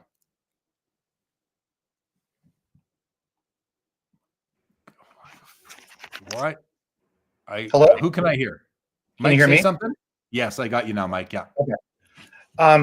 Because of my history, obviously with PSA, I have a little bit of a bias, but the majority of the cards we do see is PSA. CGC, we don't see a ton of. Beckett, we see a little bit of their higher end stuff, especially their black labels. We see quite a bit of that, trying to get a black NBA Black Diamond. And SGC would probably be second in terms of the volume that I see. So the sample is weighted really high with PSA. So the majority of it I see with PSA. So it would be unfair for me to say that, CGC or Beckett or SGC are on tune with what I think. It really comes down to what the user experience is. I think, if you're doing 1.3 million cards a month, there's going to be a little bit of a variance as opposed to the company that's doing, 30,000 cards a month. You can be way more consistent with, I would hope to be more consistent with a lesser volume and not have a lot of other graders and a lot of other, subjective interpretations of the standard. So yeah, I think when you're smaller, it makes it easier to spend the appropriate amount of time on each card. Okay, Mookie says, what's the scale of your operation, Mike? What level of submissions can you process to start? Also, what does the slab look? We've had like 5 people say, can you show us a sample of the slab? But back to the question, what level can you, what's your volume? What kind of volume are you able to handle here? About 20,000 a month. And do you have a slab that you can show us? I don't have with me. I don't. No. Okay. No. Well, we'll see them. It'll be coming up, everybody. 902 is Volin telling me that I should be the NBA Canada president for NBA grading. Mike, we can talk. I've always I'll second that. I've always liked your eye. What about Jeff the scale, Hart. Jay Lee? That was another part of the question, the scale. Oh, the scale. Yeah. Well, okay. I have this question from Jeff Hart. Do you have a 9.5? Yes, we do. And can you speak to that? Because not every company does. What made you go that direction? I think Mint Plus is definitely a grade. I think SGC has shown that. I think that it's not quite gem, but it's definitely Mint Plus, or in that category. Has a little bit better centering. It's got a little less of a corner nip on the front, maybe a little bit less on the back. So I think it's a needed grade. But it's a standard 10-point scale with half grades. Standard, yes. We have a gem mint, we have a pristine, and then we have our black diamond. Okay, so you are kind of you are integrating the whole the NBA diamond eye appeals into the grading itself, and that's how you're kind of blending both approaches to assessing a card's condition and bringing eye appeal in. That's great. Are you still going to be offering the NBA eye appeal stickers to your competitors? Yes, absolutely. Okay. That's our core. That's what we started with. That's our flag, basically. So 100%. Jeff Hart says, what about subgrades? Will registration and focus play more into the final grade? No subgrades, just the half grades. But, overall eye appeal and the same thing that we've been doing that we all talk about, that we all see when we deal with graded product. You'll know immediately if you have a card that just met the standard as opposed to one that's above the standard, but within that same grade. Right on. Card Fuchsia says the slabs look nice on eBay. So guys, as Mike said, Greg Morris Cards on eBay is currently selling some of these NBA slabs. I feel like we should take a look at these things, Mike. I mean, this is exciting stuff right here. So I'm going to search for, what should I search? NBA 9 maybe on eBay? I think I saw like a common card up there, a 59 tops NBA common card. I think it was like in a 7, or I believe. I'm not. All right, let's see if I can. Oh, I think I found a couple of NBA 7s here. Okay, I did. So here, let me share my screen, guys, and we will take a look at what this slab looks like. Where'd it go? There it is. Okay. And here we go. I'm going to bring it on screen right now, guys. There we have it. This is the Greg Morris graded. So here's the front of the slab. There is the back. So very simple, Mike. Very simple. A gold label across all grade points with black ink. Simple as that? Yep. Simple as that. Serial number and QR code on the back. Are the serial numbers going to be sequential, starting at 1 and going forward, or completely randomized? How are you handling that? Randomized. So there will be no real easy way. Now, is there a set registry? Is there somewhere, if I go to that QR code, will it show me the date the card was graded? It won't show you the date that the card was graded, although we could probably think about adding that at some point, but it will show you the heat map, and it'll show you the grader notes. So you can see that on your phone when it populates. So if you're at a show and you're looking to buy something, you could click or take a photo or get the QR code, pull it up, and you would see the grader notes and the heat map for it, including the population report. Yeah, I think that's great. I do love knowing the date of grading, by the way. I think if you could add that in, I'd personally be a fan of that. I think the slab looks very nice. I like how simple it is. I think it's going to take some time to get used to that gold versus, I think if I go through them, well, Beckett's been using gold and silver and white. PSA's, it's white. SGC is white, and CGC is white, I believe. So yeah, I think what's this? Oh, this certificate is because it also received the silver sticker. So that's correct. That's for eye appeal. So we're not doing a gold sticker or a black sticker. So it's basically, if you receive a silver sticker on an NBA graded product, it's basically letting you know that that's definitely a beautiful 7 in that particular case. Yeah. Very cool. Well, congrats again on that. Jeff Hart, another question. He's going to be coming on the show next. I see him down there in the studio. Hi, Jeff. I see you. He says, is there a certain percentage of cards within a grade that will get a pristine or a black? Are you basically grading on a curve is what he's asking there? No, the black is less than 1%. I mean, it's literally a flawless card. Yeah. When we see a flawless card, I mean, the black diamonds, particularly with BGS, having a black label, that's usually what a black diamond would go on to. We don't see a lot of normal cards, PSA 10s that come in that receive a black diamond, but when they do, they are special cards. So you're grading each card on its own merit, and you're not really concerning yourselves with what's going on with the rest of the cards in the population, which Zero. I think that's personally, I like that. I don't like grading on a curve at all. If there's no 10s that were ever produced because the card company didn't have the quality there, then there's no 10s. So mine's the best. I like that.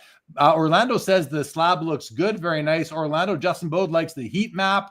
Orlando likes the grader's notes. Of course, I think you want transparency in how your cards are graded or why they were grading. I saw someone said there's no pricing on the website yet. Ask for price. Can you share anything with the price of grading? It's going to be somewhere in the $10 to $20 range. That's part of the soft launch happening, and then the bigger launch, and then it'll be gated by submission centers, basically representatives like yourself in Canada potentially taking submissions, etc. So that's kind of how we're gating it as well. All right, Victor, want to bring you back into the discussion. You've heard a bunch more now. Any further thoughts or comments? No, Jaylee, I do not. I like the slab. The plastic I know is a big deal nowadays. People like their plastic to be ultra clear. Does your plastic have any kind of like UV coating or? Yeah, it's 100%. We put a lot of time into. The cool thing is we put a lot of time into the R&D of providing a great product. Also, it stacks perfectly with a PSA card. So it's not going to be, another oddball type of thing to go into, kind of keeping it kind of, the symmetry and the ergonomics basically of the easy use for dealers and collectors to, carry their stuff around, which is a big deal these days. Interesting. That's my biggest issue with SGC. I love the company, the leadership, the grading consistency and accuracy that I've witnessed. But that slab just doesn't stack with any of my other slabs. It's too wide for the graded card boxes. So I definitely like to see them change that up. But that's all. That's pretty awesome. YK is asking about turnaround times. Are you going to be offering that kind of pricing structure? All that information will come soon. Yeah. So basically, I don't want to speak to anything just yet. Yeah, this is really early. Yeah. We're earlier. Mike Good says, did you think about a white slab? You can't get used to the gold or yellow. And that'll take time, I think, just like anything. But what do you say to that? I don't know. I think it was something, the gold sticker in particular has gotten a lot of fanfare. When dealers or collectors are at tables at shows and, you have a sea of plastic out there and then you see a silver or gold or black label, it kind of brings your attention to it. So we try to set ourselves apart, and the gold label is what we kind of came up with in our own kind of identity. Gold and black is our company colors. So it kind of married with that. I love it. Vintage here says you have an uphill battle to gain collector acceptance, but good luck. Well, what you have in your favor is you already have a clientele who trusts you for grading, for assessing the condition of a card. I think you have a humongous advantage, and it's not going to be as hard for you. That uphill battle will be on a little bit of a flatter slope than it would be for other brand new grading companies to the scene. Jeff Hart wants to know, fully manual or any machine or AI assistance? It's manual with a little assistance. So basically, we're ebbing closer in some of our R&D with that. So not this quarter or second quarter, maybe towards the end of the year, you'll be hearing some other little tidbits to amplify, what we're doing internally, assessing cards and whatnot. And Mookie says, who is doing the grading, Mike? Veteran graders like yourself, or have you trained people? Yeah. All the above. So you're bringing on staff, you are training them? Yes. Yep.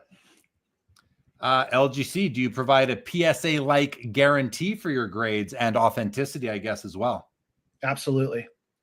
Yeah. So so how are you going to fund that? Because PSA funds it with the upcharges, and which I always think is awkward, because what if I don't sell that card and then it goes down in value by 90%? I paid way more for the grade than I did the card. How do you handle that sort of situation?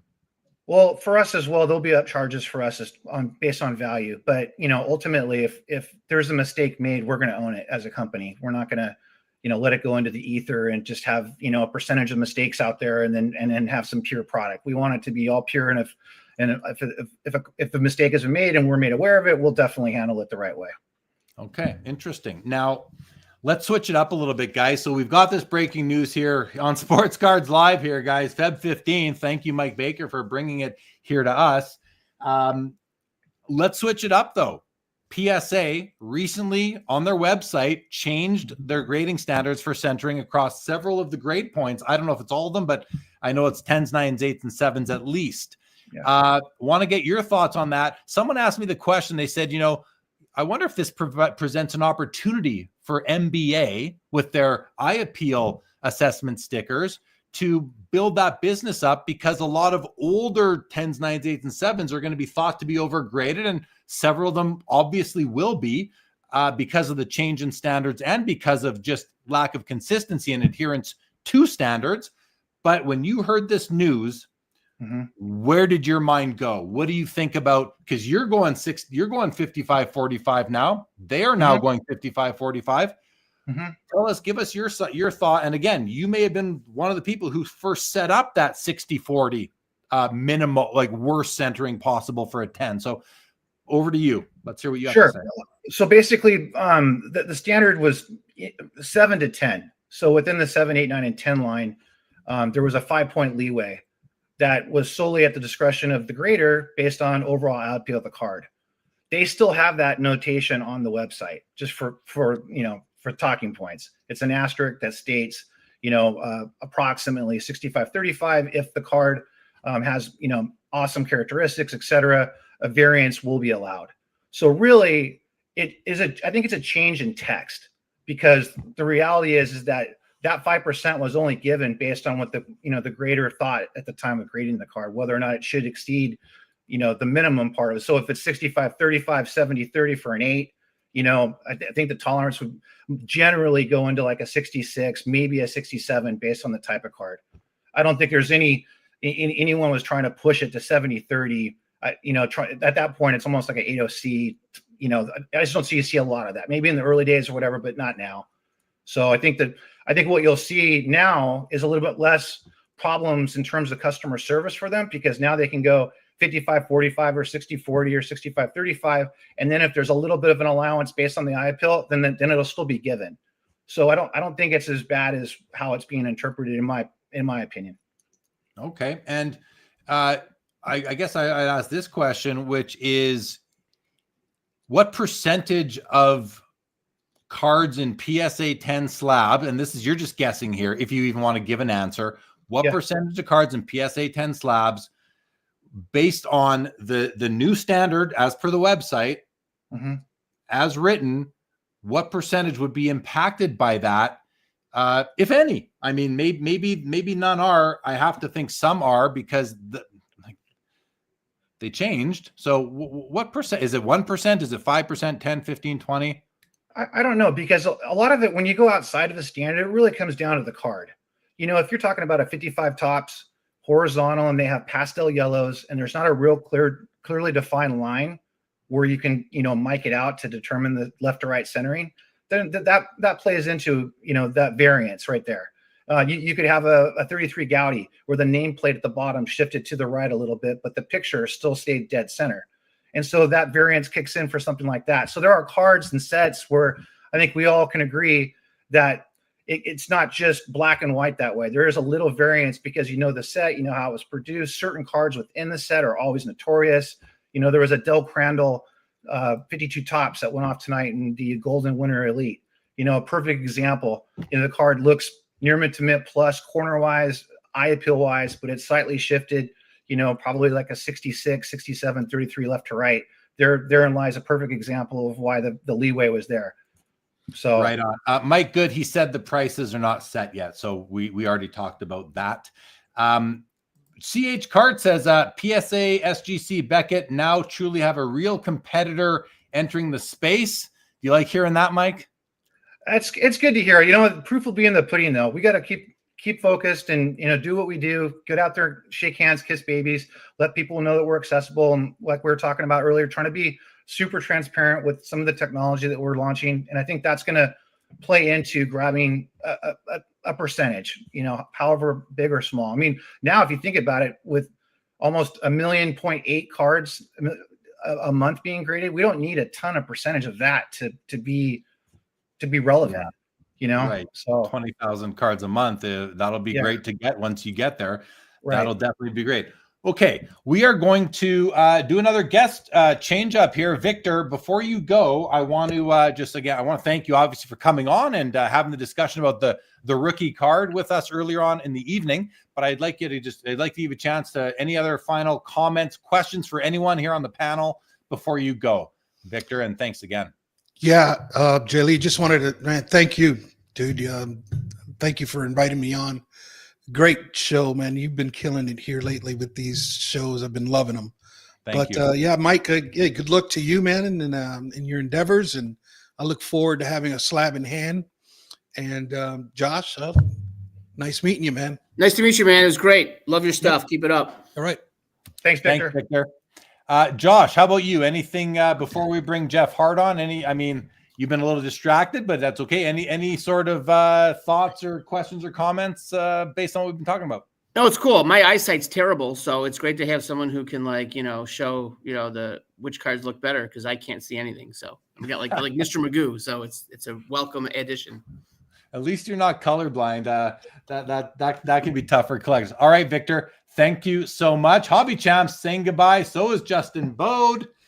Appreciate that, fellas. All right. There goes Victor. Okay, so Mike, we're going to bring Jeff Hart on now. He's our next guest. So, and the way I don't know, Mike, if you've been watching the show for the last couple months, but we bring on guests, we rotate through, and we kind of change the topic here and there, but we'll keep on. And Jeff's been asking questions in the chat. He has his latest one. I'll let him ask it in person here. Jeff, are you ready to pop on? Guys, welcome back, Jeff Hart, to the show. Jeff, say hello to Josh and Mike, and we'll get into it. Hey, Jeff. Nice to meet you. Hey, guys. Glad to be here. Thanks for having me again, Jeremy. And Mike, congratulations on the new venture, and best of luck with everything. Appreciate it, Jeff. Appreciate it. And Jeff was asking some questions. I'm going to put his latest one up on the board here, Mike. He says, how does diamond cut or tilt play into the centering assessment? And before you respond to that, I just want to clarify, maybe Jeff is using the word tilt because I use it so much in all of my inspection and assessing the eye appeal and condition of cards. So to me, Mike, there are two different things. Tilt is one thing, diamond cut is another. In my mind, to me, tilt is a centering issue, except instead of the image being off to the left or off to the right or high or low, it's tilted. It's on it's clockwise or counterclockwise. Whereas to me, diamond cut is where you have a card that does not have four perfect 90-degree angles. So you don't have a perfect rectangle. Instead, you have like a parallelogram or some other shape with four corners, but they're not 90 degrees and they don't fit in holders as perfectly as we would like them to. So that's what I talk about. That's how that's why I describe the difference between those two conditions. I'm curious how you look at them, and to Jeff's question, how do they play into your centering assessment?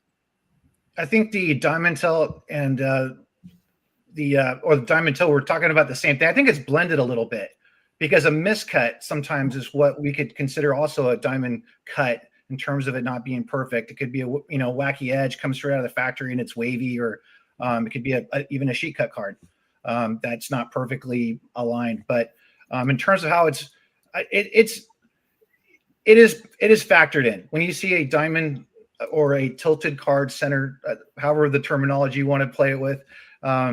It's there. It's definitely technically it may be 65-35, but boy, it just looks, and so I don't think you'll see a lot of eye appeal stickers from us with that type of cut. So it would have to be like something where we know, like a 52 tops high number that's just notoriously always that way, maybe something like that. But it comes down to that variance again in terms of knowing that card for that set and does it deserve it. But generally speaking, no. Yeah, when a card has really bad tilt, I find I can get dizzy. It can actually make me dizzy looking at it sometimes on the screen, and I just do not want tilt on my cards. Now, I will accept it in some cases when beggars can't be choosers, of course. But Skeppy wants to know, I don't know if you've seen this, but he says, Mike, does Jay Lee, that's me, over-evaluate Gretzky rookie cards? Have you ever seen me do that? I've done it hundreds of times now. Do I over-evaluate them, Mike? I think that ownership always adds a little bit more. So I don't know if it's over-evaluate or not. I mean, are you talking about in terms of how they're manufactured, or? I don't know I think what he's asking is, because, you know, when I do my Fanatics Collect shows, I do the premiere and the weekly hockey. I mean, almost every week I am zooming into a Gretzky rookie, O-Pee-Chee and Tops, and I'm breaking them down. I'm analyzing them, and I'm evaluating them based on several different criteria. So if you don't even know what Skeppy's talking about, then it's a moot point. Yeah, it's a moot point. I would say, though, when we're talking about hockey in particular, that card obviously comes to mind as being the card that you would normally be talking about. So, you know, if there's going to be a card that's going to be over-evaluated, it would definitely be that one, because that's the majority of the guy's a legend, a GOAT. You know, so you're going to see that card in a premiere, a weekly, or an elite, or whatever. Definitely on the weekly for sure. So yeah, it's an all-time, it's a top 10 iconic card of all time. So it makes sense that you would give it a good, thorough analysis. Okay, Jeff Hart. So I know you had some things you want to talk about tonight. So we may move away a bit. We can. It's up to you, Jeff. I'll let you steer the discussion now. If you want to go away from what Mike's doing at NBA, or you want to go to PSA standards. But I know you had a few things you want to chat about. So the floor is yours. What do you got? Great. Yeah. So just came to mind, Mike, is will you be slabbing autographed cards and having that service as well? Not necessarily like a modern card that already comes with the autograph in the pack, but like, vintage autographs, that type of thing. Do you have that ability, or is it mainly just? No, we don't. We're not offering any autograph authentication services at this time for a card that has an on-card auto that would be, described as, being authenticated via NBA. Yeah, definitely not an autograph authenticator. Got it. Cool. Yeah. So in terms of the PSA standards, I know the discussion last week was a lot driven by the PSA 10, more or less, and kind of talking about, 60, 40, 55, 45. And I think for modern cards, I think that's probably, where the discussion should go. But when you take like a vintage angle at it, you don't see as many PSA 10s, but I think there could be a much bigger impact to submissions, whether, we could argue whether we've already been seeing it for a while or not. But in a vintage card, when you take a PSA 7 or a PSA 8, I mean, the change in value when you swap those standards is significant. So it's like, it makes such a big difference of what you actually send in and what those center percentages maybe actually mean on kind of those mid to higher grade cards. Like, I think the impact was almost muted a little bit because we're only focusing on the PSA 10. And I think for vintage, it's kind of, there could be a much significant impact as well on those other grades. I guess from my point of view, from your point of view, actually, as a submitter, there's a 5-point leeway there based on the greater sole discretion on the overall attributes of the card. So you're always trying to guess, is this card that card? At least now, the minimum is going to be, let's take 8 as the example, 65-35. So if it's 65-35 and it's got 8 attributes, at least you'll know, hopefully, that you'll get an 8. And if it's a little bit outside of 65-35 and still has those great attributes, it still has the ability to get an 8. So I think at least it's not kind of spin the wheel where it's like 68-32 and you submit it in hoping that because it says 5%, you might get it because everything else looks great. I think that hopefully will tighten up in terms of what your expectations are. And hopefully through that, it might be a little bit more consistent, because at least before it was 5% hope. Now it's this 65-35 with a little bit of variance. So I think, change sucks for everybody.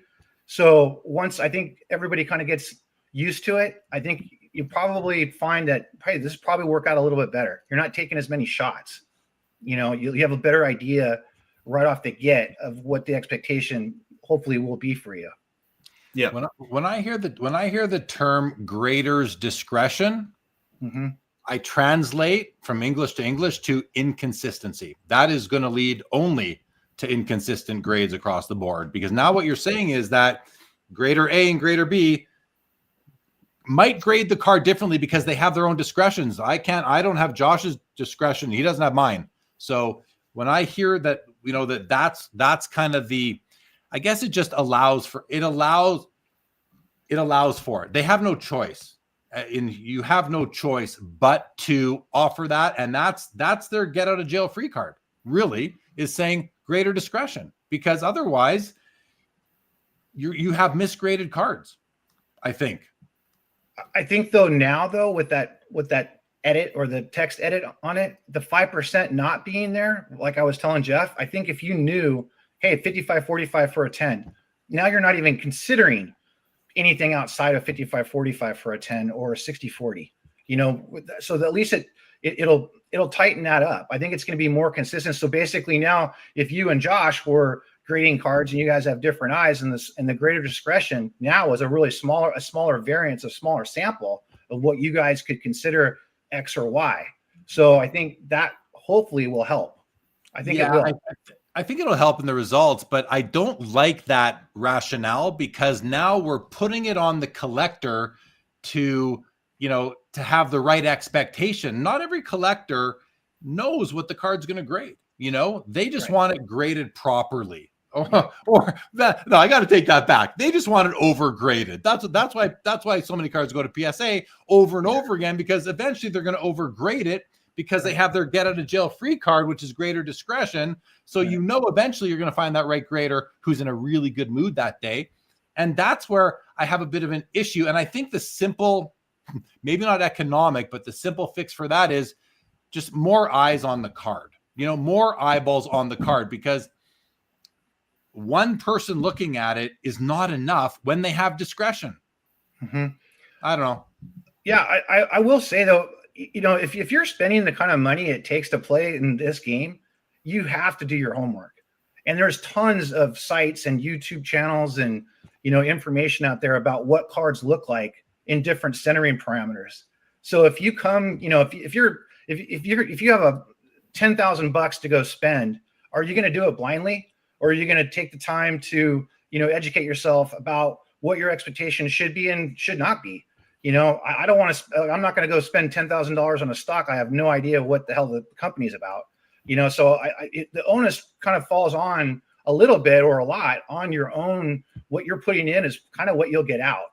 And you doing your own vetting based on the information you have, and that narrows the pathway to get the best grade possibly, hopefully, and then it marries up with some consistency as you use that service, you know? So yeah, I hear you. I still hear that, you know, we're putting the onus on the submitter, which of course you want to be responsible with your grading dollar budget.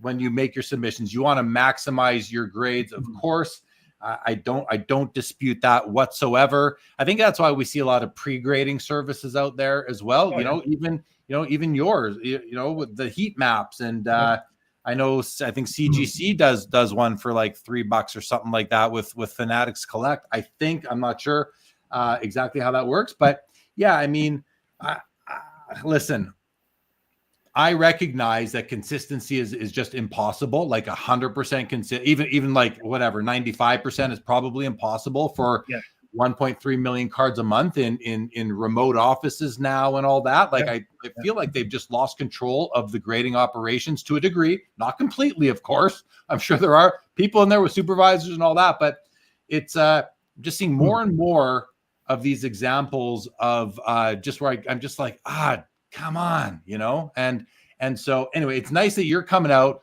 and 20,000 cards is hopefully going to be something that you can handle and give the sufficient amount of time to each card. And if there's a flaw on a card, you're actually going to see it and you know, penalize the card's condition appropriately. Jeff, want to go back to you? what's next on your piece of paper there with your questions? Then we'll go to some comments from the chat. I know, there's a lot of talk about things being potentially, in slabs that have been overgraded. But I think, there's a general sentiment for people that grade more cards on the vintage side that, PSA specifically has been, frankly, not adhering to the standard in terms of almost being too strict compared to the standard. And what I mean by that is if Midlife Sports Cards did a experiment, taking 25 cards out and that were recently graded by PSA, cracking them out and sending them to SGC. And just to give you an example, out of the 25 cards, I think 17 graded at least one grade above what PSA had assessed. And there was only one card that didn't, and it was like 0.5 lower, but there was probably close to 10 of them that were 2 grades or above. And obviously that's, not a huge sample size, but I did think it kind of speaks volumes and almost, kind of help people see this things that they've already know are happening or kind of feel like are happening. And I'd love to get your opinion on that, Mike, of if, it can only be one of two things, right? It's either SGC is grading consistently and PSA is being harsh. How could they be that different? Or SGC is overgrading. And, I personally feel it's the first, not the latter. And I'm just curious to your thoughts. And, it's, again, that's only one experiment. It's not, the general rule, but it's a common thing that people have seen. I think my personal opinion, I think SGC has always been a little bit friendlier to vintage cards than PSA is more technical, where SGC takes a little bit more of eye pill into account. And I think that's what that's what we see, or that's what I see, at least for the samples that I see when people submit cards for the NBA Diamond Certification Service. I look at it and go, yeah, I can see it like this because of that. And then I can see, PSAs because of that. And boy, they're just, they're hardcore on certain things. I know they're hardcore on print, where SGC might be a little bit, more tolerant of print. So it's, like little nuances that can be the difference, when a grader is saying, a half point here or not there, So, and obviously PSA having 1.3 million cards a month, there's just a swath, tens of millions of cards. And so them being the top dog, they're always going to be, hey, why is it like this? And why is it like that? Because everybody wants it to be like Jeremy was saying earlier, you want it to be almost perfect, but it's just not going to be. The subjectivity is there. And going back to what you were saying, Jeremy, about the variance or the greater discretion, if that wasn't there, it would be very easy for any grading service to go, hey, this is 65-35, and that's it. We're not going, I don't care how the card looks. If it's the most special looking card that doesn't have that print dot or doesn't have that tilt, it says 65-35, it's always going to be this. I like having that little discretion personally as a grader because it gives those cards that do have those special qualities the benefit of the doubt. Okay, no, I think that's a fair enough comment. I can accept that for sure. I want to go to some comments now, guys. The professor, might the PSA new grading standards have collectors seeking NBA eye appeal more to determine if it is a true PSA 10? I think that's just a question that is worth asking, but I don't think we really have an answer for that. Mike, is there anything you want to say to that, though? No, I don't know. I think time will tell. Yeah, exactly. Jacob Dahl, Mike, how lenient would you be on grading O-Pee-Chee cards over Topps or Bowman, etc.? I think he's getting at the rough cuts we often see on them. I don't know if it's about being lenient, because rough cuts, if they're rough cut and there's no surface stock missing on the front or the back, then that's a great cut. And it's, that's difficult, as you would know, like a Gretzky, over evaluating a Gretzky 9 and an O-Pee-Chee. If it has a rough cut on one of the, or all the edges or whatever, and it all of the blues intact, that's awesome. Because we all know how difficult that is to get. And that's why there's so few, mint and gem mint copies with an OPT cut. So they're tough. Okay, thank you. Vintage says, have you spoken with major auction houses about allowing your slabs to be sold on those auction platforms, assuming they won't be included for some time? What can you tell us about that? That's a great question. Yeah. Currently, we have Greg Morris on eBay, and we have Mile High Cards. Brian Drent are taking the holder currently. We'll be talking to others as we go. Like I said at the beginning, it's been a soft launch, so we're kind of working out all the little details, so to speak. And then as we start launching full launch, you'll see more online for sure.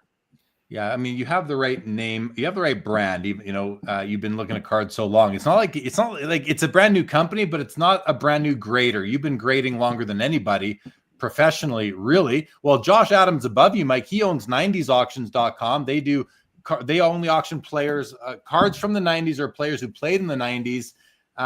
Josh, where do you sit? Would you be welcome? And I know I'm calling you out here, putting you on the spot, Josh, but would NBA cards be welcome on the 90s auctions platform from the get-go? Of course. Why not? Absolutely. More the merrier. Yeah. Thanks, okay, Josh. I mean, Mike's a legend. I mean, come on. His opinion carries a lot of weight. He knows what he's talking about. Exactly. Yeah. Thank you. Mike Petty, who was our guest last week, says, I just want a terrain PSA 10 101 kaboomies. Richie Rocket, on the topic of graders' discretion, should vintage rough edges be given a pass as compared to the modern card? I think we talked about that already. Midlife Sports Cards is also a really great dude. No doubt. LGC, surface is usually the factor that I misjudge when I get a disappointing grade. What is Mike's experience when he gives feedback to disappointed submitters? A lot. Yeah. You as long as you're there to, for me in particular, I can come out when we're at shows. I will talk to customers. I will talk to submitters after the process is done. And if they have a big question and it can't be answered by one of our customer service reps, and I get tapped to come outside and say hi, and can you go over this card or two and explain to him or her, where the issue lies? We have a light outside on the table. I can sit down there with a loop, and I can show or identify what I saw. And 9 times out of 10, almost 9.9 times out of 10, when they see it, it's like, oh, I didn't see it. It's there. And there's not much of a conversation after that. And they say, thank you for showing me. Yeah, exactly. Yeah, that happened with me and you actually at the National last year. Okay, thanks for that question, LGC. Skeppy says, so with that thinking, Jeremy, why can't higher value cards go through a grading panel and given a subgrade agreement from the panel, basically an eye appeal measurement similar to NBA stickers? Yeah, I mean, why can't they? Simply because, I mean, why? There's no reason why they can't be, Skeppy. I'll just leave it at that. There's no reason why they can't be but that's going to come down to how the various grading companies structure their service, I guess. Sundin says, I would like to see a grading I love this. He says, I would love to see a grading company be brave and have separate grading systems that only include subgrades, no final grades. Let the collector decide himself the eye appeal. That's an interesting concept I've never thought of before. Mike, you're nodding your head. What comes to mind? It's novel, but good luck. I don't think there's monetizing that and expecting the kind of a grassroots Linux-based open source type thing to kind of morph. I don't know. I mean, in its context, it sounds cool. Fair enough. Yeah. But in its practicality, I don't see it.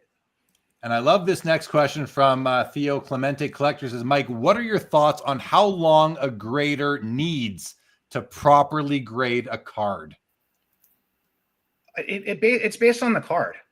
If I'm looking at a vintage card, especially a pre-war card, it's going to take a little bit more time than a shiny card that just got printed from Panini or Topps. Let's break it down. How long would it take? How long does it take to grade pick a card, 1952 Topps Willie Mays? Well, again, a higher value card is always going to make a grader immediately. The extra time is going to go to that. Should it be universal? Of course, but higher value is definitely going to be, you're going to make sure the extra is on that. Let's go more common. A a card worth $500 from the 70s. How long does that I would say, depending on it's already conditioned. If it's like 9 or better, it's not going to take long. You're basically making sure that there's no wrinkles or cracks or scratches in high points of the card, like the face on the front and back. You're looking at corners, centering right off the get, print dots and the location of those print dots. So there's a lot of little nuances that come into that, but it can go, depending on the grader and his experience. For me personally, it can be fairly quick. I know people they'll do it only takes 90 seconds to grade a card or whatever. In some cases, it may take 90 seconds to grade a card, or less. It depends. If I have my stick in my hand, my measuring stick, it goes left, right, it goes top, bottom. We make sure immediately get that measurement. Then you're looking at the optics that you already see. Then you're trying to grab it and refract in the light to pick off any of the wrinkles or creases that might be hidden. And then you're looking at the overall assessment of how the card is placed with centering and, its overall pop basically, or eye pill. So there's no simple answer to the question. There isn't. Yeah. I'd love to say, 5 minutes, but I don't know. Okay. Mike Petty says, will you ever give cards with pinholes a sticker, a silver sticker? He says, no. What if you can't really see the pinhole? What if you can't really see the pinhole? You have to really move the card. You can't, or you. What if you can't see light? What if you can't see light shine through? But if you can't see light through it, then it's technically not a pinhole. We could probably classify that as a divot on either the front or back surface that almost kind of contoured or whatever. So something like that. Like a card that, let's say I take a near mint card out of the holder and I put a pinhole through it and I give it to you. And that pinhole doesn't cause any bumps on the front or the back of the card. It's like a flat hole through the card. Yeah, I think in that particular case, we could probably think about a sticker on something like that. It would be graded accordingly, but the eye pill of the card would boom it to to hopefully have a sticker on it. We don't get a lot of that. So, I haven't really been in that position to see a lot of pinhole cards that come in, even in the 1s and 2s and 3s. The submitters are pretty discerning. Our clients have done a lot of their homework to know what cards to submit and whatnot. It's not really a free for all. So, Jeff Hart, over to you. Any other questions or anything on any topic that you want to talk about tonight, Jeff? Yeah, I mean, not to change the subject too much, but one topic that I just kind of wanted to maybe just throw out to you guys in the audience. Is one thing that I personally have been collecting a little bit more over the past couple of years has been vintage in-person autographs. And I mainly, do basketball. So, Hall of Famers, et cetera. And one thing I noticed in the marketplace is that people have, different opinions on how they want their autograph to look, whether, if it's Sharpie or ballpoint. And I noticed that cards that are signed early in someone's career or during their playing days necessarily don't carry as much of a premium currently as if a player was retired for 30 years and he signed the card last week, and people seem to sort of almost value that pretty evenly right now. And I personally think that there is certainly an opportunity or potential to have a premium based on if you're able to identify maybe an early career signature, whether it's they change it over time and you're able to discern that. And I don't know if that just takes, an educated eye or if it's even a reality of a company like PSA or someone else that authenticates autographs to be able to determine a period and identify that, whether by whatever means necessary. But I kind of see a potential opportunity in the marketplace. And I just wanted to get people's thoughts of, am I thinking about that? Does that make sense to others, and how do they kind of view that theory? I think it's a great question. Love to get Josh's thoughts on that too. And just before we get into that, so we're coming up to a guest change moment here. So Mike, we're going to, say thank you so much for coming on the show, for breaking the news here on Sports Cards Live, the place to be on Saturday nights, Mike. So thank you for enforcing that. or enhancing that, I should say. That was really cool. But let's do Jeff's question. Get your thoughts on that, Mike, as well as Josh's. And then we're going to bring Ben Hossler from Rolling Insights on. And so first of all, I'm gonna just first of all, Jeff, I think that what you're talking about, I think you're like ahead of the curve. You know, you're not the only one talking about that. I see people talking about, you know, playing days era autographs or rookie year era autographs. I think that there could and should be a premium for that. If there isn't right now, I think it's just a matter of time, and you're probably ahead of the curve. And I'd also say, if you think you're ahead of the curve and you are collecting those and you don't see there being more attention on them, don't get discouraged and bail from that project because you're like, oh, I'm the only one. I think that it's a matter of time. And as soon as you bail, everyone else will jump on board. That's kind of the Murphy's Law there. So I think you're on the right track there, even though, you know, for me, it's not something I personally collect or care much for my own collection, but I think you're on the right track. I think it's a savvy way to do it. So I think it's smart. Mike, what do you think? Oh, I think if it could be down even to a range, that would add value for sure. Like if it was like 1950s to 1960s, you know, Willie Mays autograph or Mantle autograph, that would be awesome. Right on. Yeah. How about you, Josh? What do you think of the era of the auto? I'm a little out of my element on this only because I've always thought that signing a card ruins the card. So I've never been a fan of the on-card auto of like a vintage card. But yeah, I think like if it's a earlier year auto, yeah, that should be assigned a different premium or a different designation because it is different, right? Like Mantle's rookie year autos from the 50s to like 53, 54 changes. So yeah, I would agree. Yeah, absolutely. Yeah, I think there's a movement towards that right now. I'm seeing more and more people talk about it, and you know, I don't know if I care much about playing days versus post playing days as much as I care about like a rookie year, an auto in their rookie year. I think that's pretty cool just for me. But okay, so before we bring Ben on and you leave, Mike, I just want to do a couple more comments here. And if I go to you, Mike, we're going to be quick on the answers here because I'm falling behind. But Clemente says, Mike, can a grading company actually catch trimming if the trimmer knows what he's doing and the card is not min size? I'm sure that might take a long, but please respond to that as quick as you can. Yes. There's always going to be a little bit, there's always a signature. So you're always looking at the striations of the card, how the card was manufactured based on the grader's experience and what the card is. So if it's got a big fluffy rough cut and it doesn't have one, you know, light bulb, it's probably a little something. Or if someone's trying to make a rough cut, you know, does it look like a true rough cut from that time period, or has it been done post factory? You know, so there's a lot of nuances in there, and it's definitely a little bit of a longer answer, but you know, yes, I would hope inward and outward dies on the card.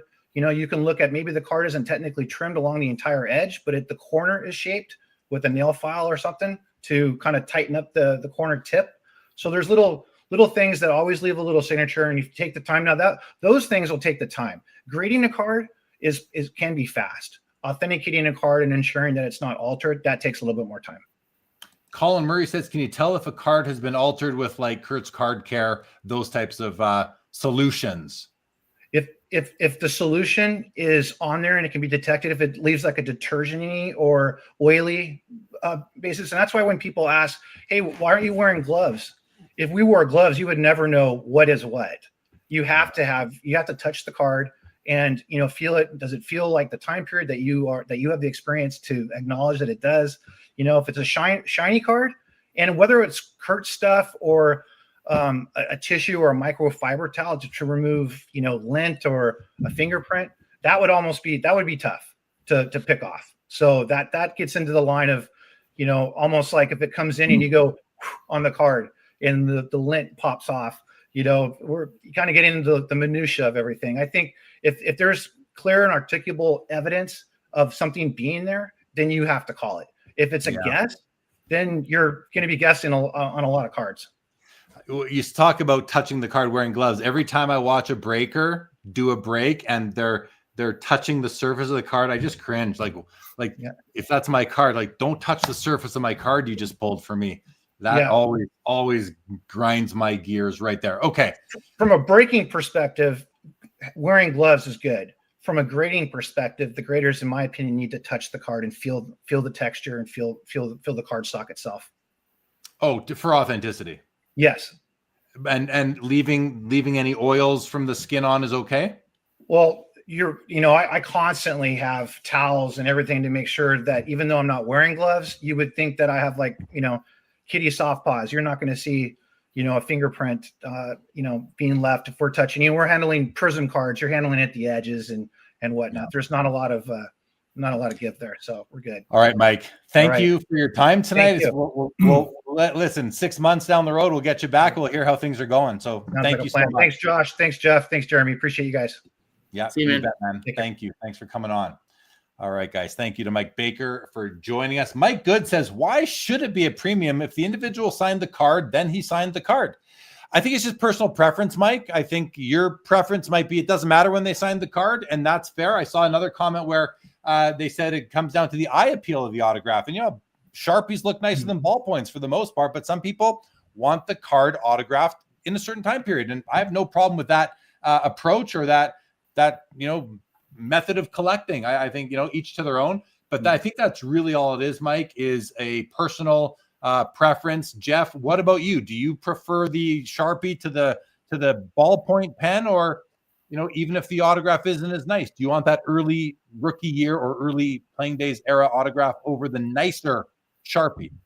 Yeah. I mean, I think in general, I would say it's nice to know if something was signed when they were, during their career or earlier in the career, if it's possible, but it's definitely not always possible, for sure. Of course. And I think it depends on kind of the level of the player, the, superstar, if you can identify an early Jordan autograph, for example, a real good extreme example would be Babe Ruth, where he put his name Babe in quotes before 1929 or something or 27 or 29. And if you see it, that you can already know that it was prior to then. And I think that's one example where it almost definitely is a premium. But for me personally, I think you kind of judge it on a, card by card basis, but I would say that I do lean towards knowing if possible. And player by player as well, of course, too, right? So, yeah. Okay. Yeah. All right. Good stuff. Okay, guys, we are going to bring Ben Hossler on the show now from Rolling Insights. And so let's just do that. Ben, are you good to go? All right. Let's welcome Ben back to the show. Second time appearing. Ben, say hi to Josh. Hi, Ben. Hi to Jeff.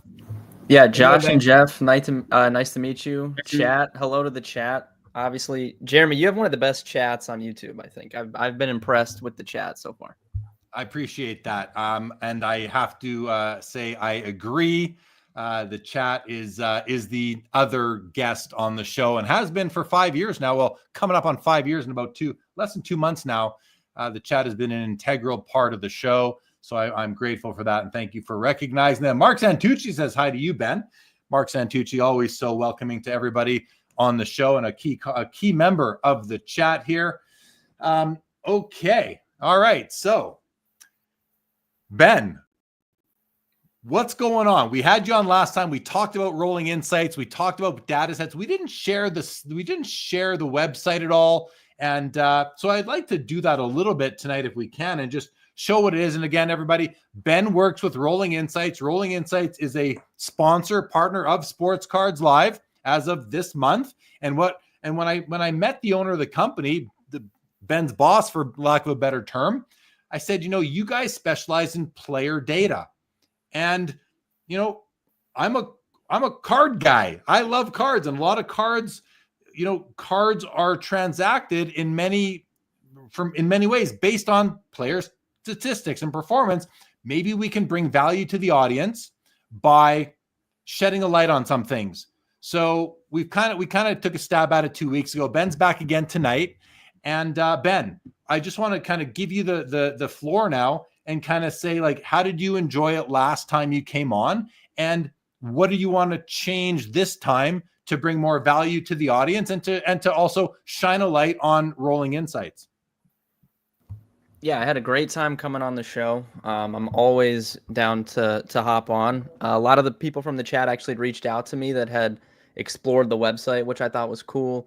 So I had some conversations with some people from the chat, which I think was good. So yeah, I think it would be good to show off the website a little bit tonight. Also want to mention I'll be headed to Vegas tomorrow for the Fantasy Sports and Game Association Conference.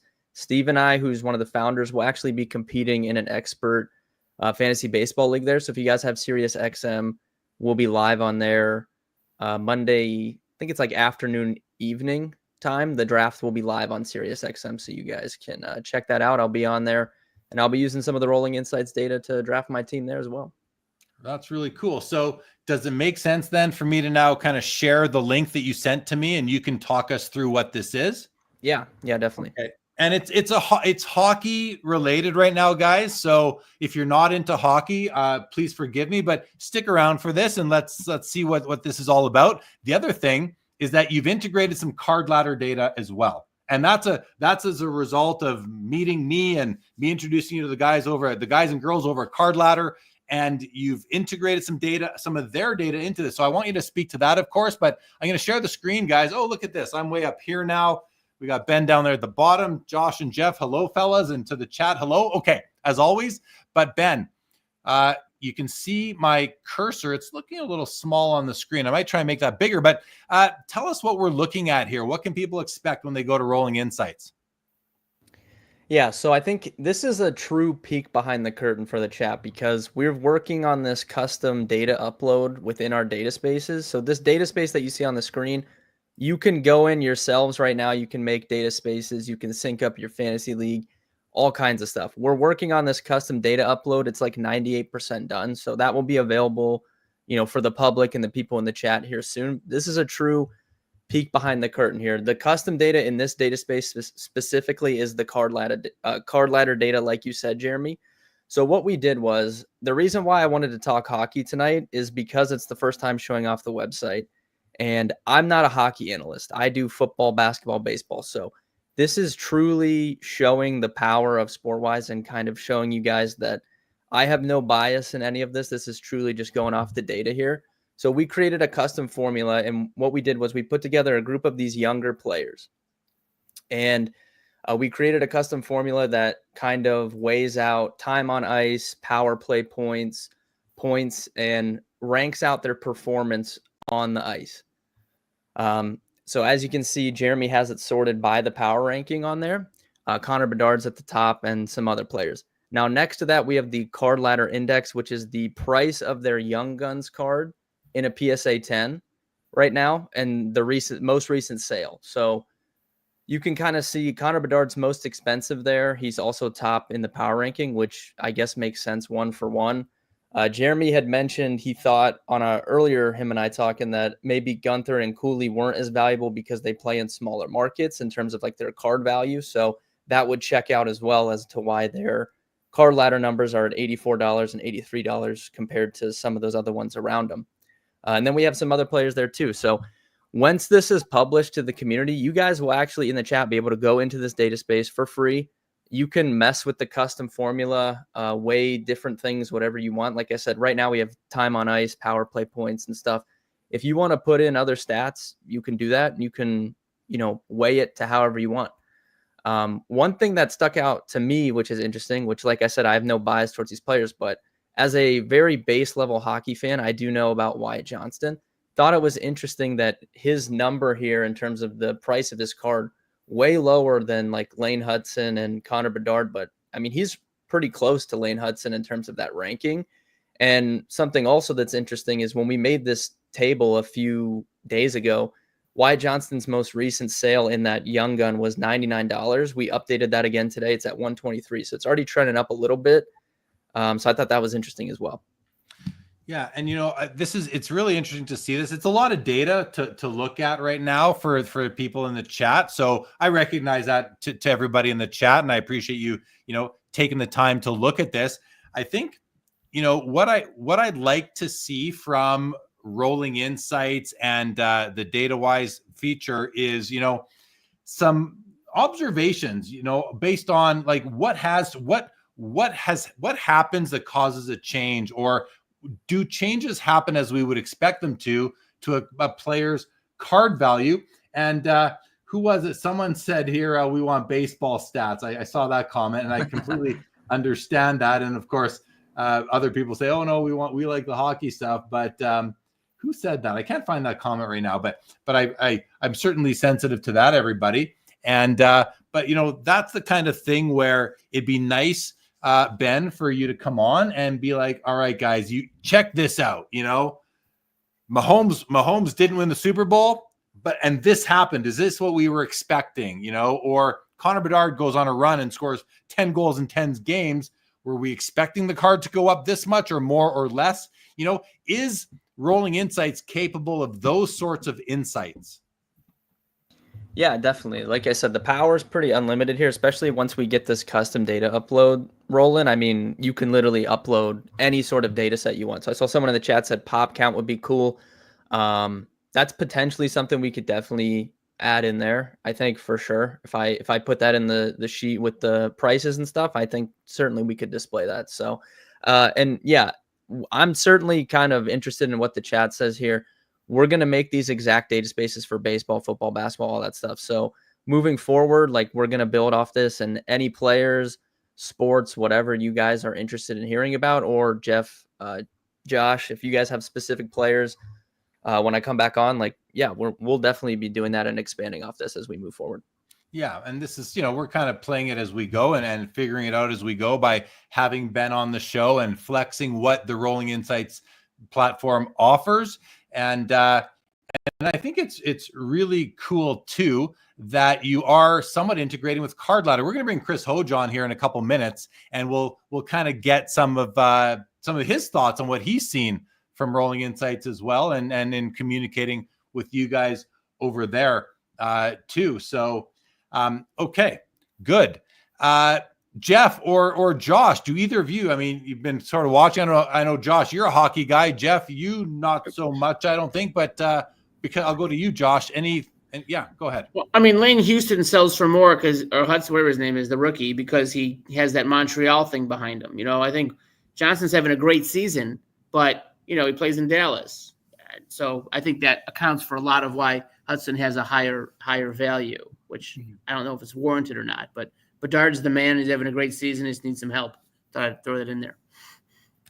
Yeah, that makes sense to me, and it's correct. And I think I mentioned to Ben when we were chatting, I mentioned to him this, there are these different regional premiums or discounts that players take, where their skill level would translate, their skill and performance would translate to different prices if they were in a different market. If Austin Matthews gets traded from Toronto to Carolina, no one's going to care anymore. Like it's just going to, all those people that invested thousands of dollars in Austin Matthews cards are going to be crying, literal tears. You got your hand up, Josh? Why, you did that? Yeah. If Aho played for Toronto or Boston, he'd be like the top 5 promoted players in the league. Absolutely. It's 100% right. Right on. Josh, Jeff, any thoughts or comments on this discussion we've been having? I can't add too much to the hockey angle, but I will say, I am intrigued with kind of how looking at combining. I like the card ladder stuff. I like, coming up with different combinations of, looks like, stats and variables, and then being able to kind of slice and dice that, I think is really cool. Seems like it's got a lot of potential, a lot of power to it. Yeah, I think it certainly does. So, and yeah, we're just trying to find ways to apply it to sports cards and to the sports card community to, again, I think there's got to be some insights that we can get out of this. And, I'm not saying we're going to get an edge, but maybe just insights. And it's funny, they're called Rolling Insights. So that's all on brand as well. Okay. Ben, anything else that you kind of came equipped with that you wanted to mention or chat about? Yeah, let me pull up a different one. I'll stop sharing that, and then I can just show. So if we want to transition a little bit to football, I told you I'd done some research. So we talked about this earlier in the week, but Patrick Mahomes, Jalen Hurts, right? They just played in the Super Bowl. So I was looking into their cards, both of them for the last 6 months. If we look on Card Ladder. Well, yeah, I have to interrupt, Ben. I have to go to the men's room for 90 seconds. So I'm going to leave it to you, Ben. Keep on going, and I'll be right back. Okay. Yeah, go for it, guys. Go for it. So I guess basically I have another, whenever he gets back, I can share my screen again. But we have, I pulled up a data space that just kind of ranks out and shows game by game data. So you can look at like box scores and stuff in there. So I was looking at the playoff stats for both Patrick Mahomes and Jalen Hurts this past playoffs. Both their cards have went up over the last 6 months or so.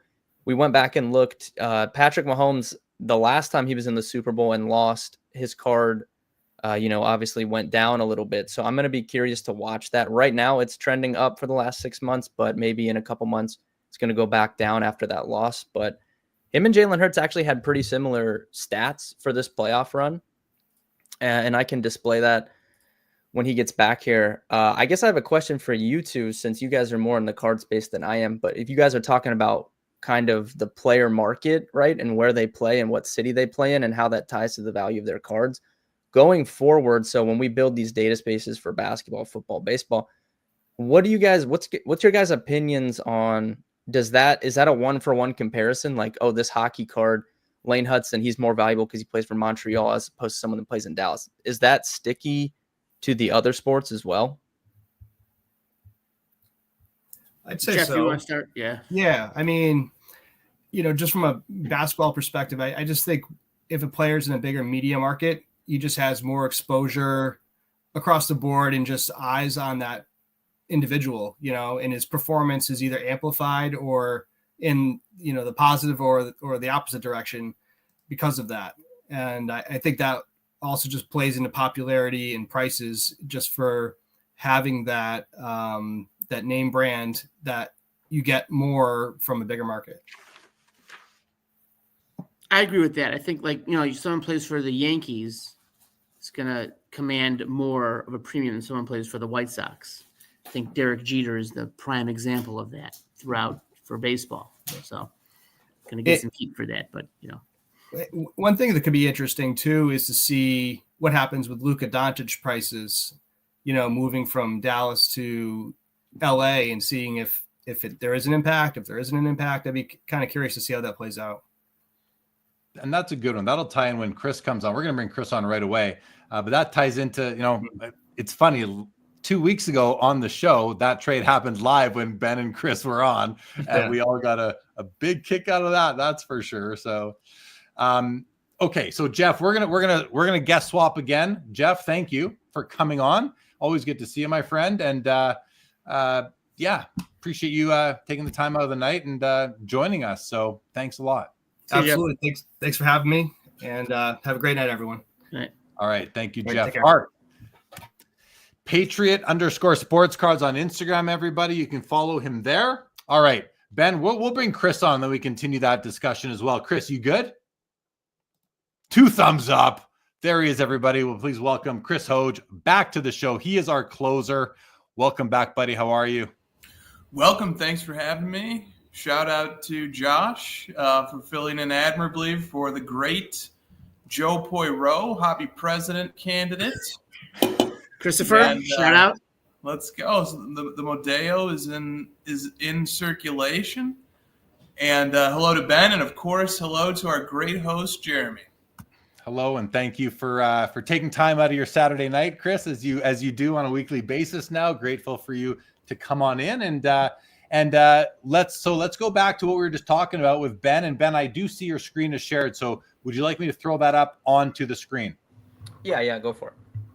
All right. So I said, this was kind of like, we just have looking at box scores here basically, but this is another like completely separate thing that you can do within Rolling Insights. So sport wise, obviously, I took Jalen Hurts, Patrick Mahomes. We were comparing the cards, and I just pulled up their stats for this most recent playoff run, the games that they played in. And like we were talking about, pretty similar stats across the board. I know someone in chat said that Patrick Mahomes' stats the last few years have been down. That is certainly true compared to what he was doing at the start of his career. You can see Jalen Hurts actually had the highest passer rating in a game this playoffs, comparing those two together, 119. And it's really small. Is there any way you could make it maybe bigger at all? If I zoom in, will it zoom in on yours too? It should. It should. I mean, we're seeing your screen, so. Oh, okay, yeah. Try that. Yeah, There we that's go. better. Even that's Yeah. better. I can read the names now. Yeah. So Jalen Hurts on top, Mahomes second. Okay, sorry. Mhm. Back to you. No, yeah. So I sorted by passer rating right here, but you can see like Jalen Hurts actually had the highest passer rating these playoff games in comparison to Patrick Mahomes. If we look at touchdowns in a game, obviously Mahomes had one with 3, Hurts had one with 2, and then a bunch of ones. So across the board, like pretty similar stats for the two of them in this most recent playoff run. Even rushing touchdowns, Mahomes had a game with 2 rushing touchdowns, which not typically something he does. So there's insights to be gleaned from these things, and Yeah. I mean, There's and tons of that different stuff you can do in here, and showcasing that is important, and then also like having people from the chat. Like this is 100% free. You guys can go mess around with it to your leisure.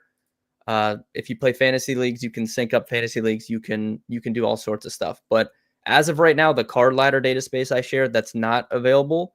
It's very close. Probably by the time I'm on the show the next time, that will be publicly available. So the people of the chat can go in there and tweak the formula if they want and have a ton of fun with it. That's really cool, and I'm glad it's integrating with card ladder. I think that's just awesome. And I don't want to misspeak, but I think one of the things that I find most interesting about Rolling Insights is that you guys supply platforms like Yahoo Fantasy with some of their data. Can you just speak a little bit to that? Because to me, that's something that's a big deal. Like that's a huge platform. I've been playing on there for 20 years now. I'm in my 22nd year of one of my Yahoo leagues with the same group of guys. There's been a little bit of turnover, but not much. Can you just speak to the power of Rolling Insights that if Yahoo is using you guys?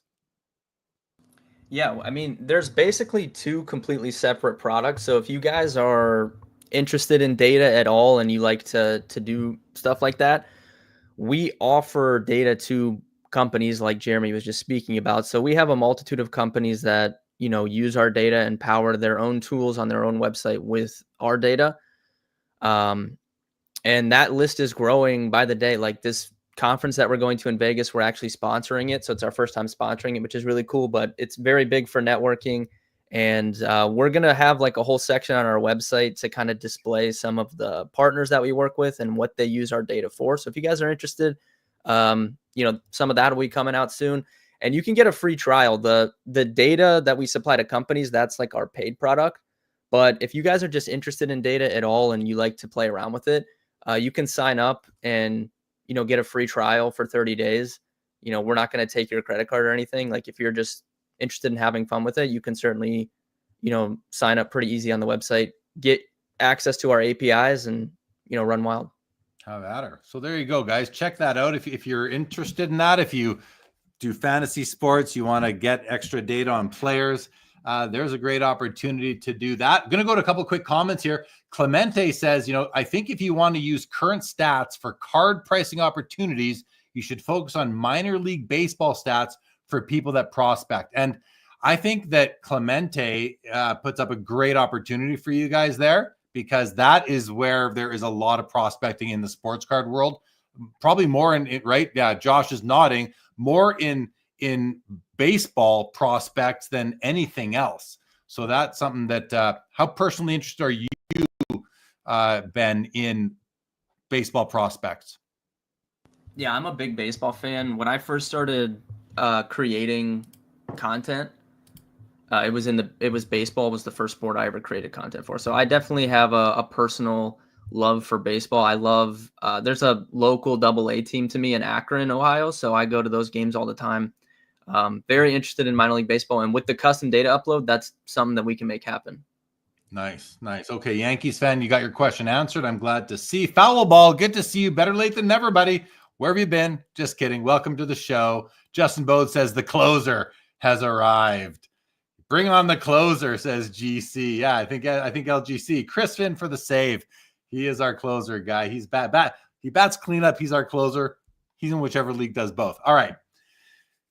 So thank you, Ben, for giving us another glimpse into Rolling Insights. Let's go over to Chris. And, as you know, Ben, because you've been here before, and Josh, too, because you've come in at the end with Chris. Chris comes in. He brings a topic. Last week's Chris, I don't know if you know, last week's was very popular. I saw a lot of lots of feedback that people really appreciated that question that you brought. So may I ask, what do you come with today, young sir?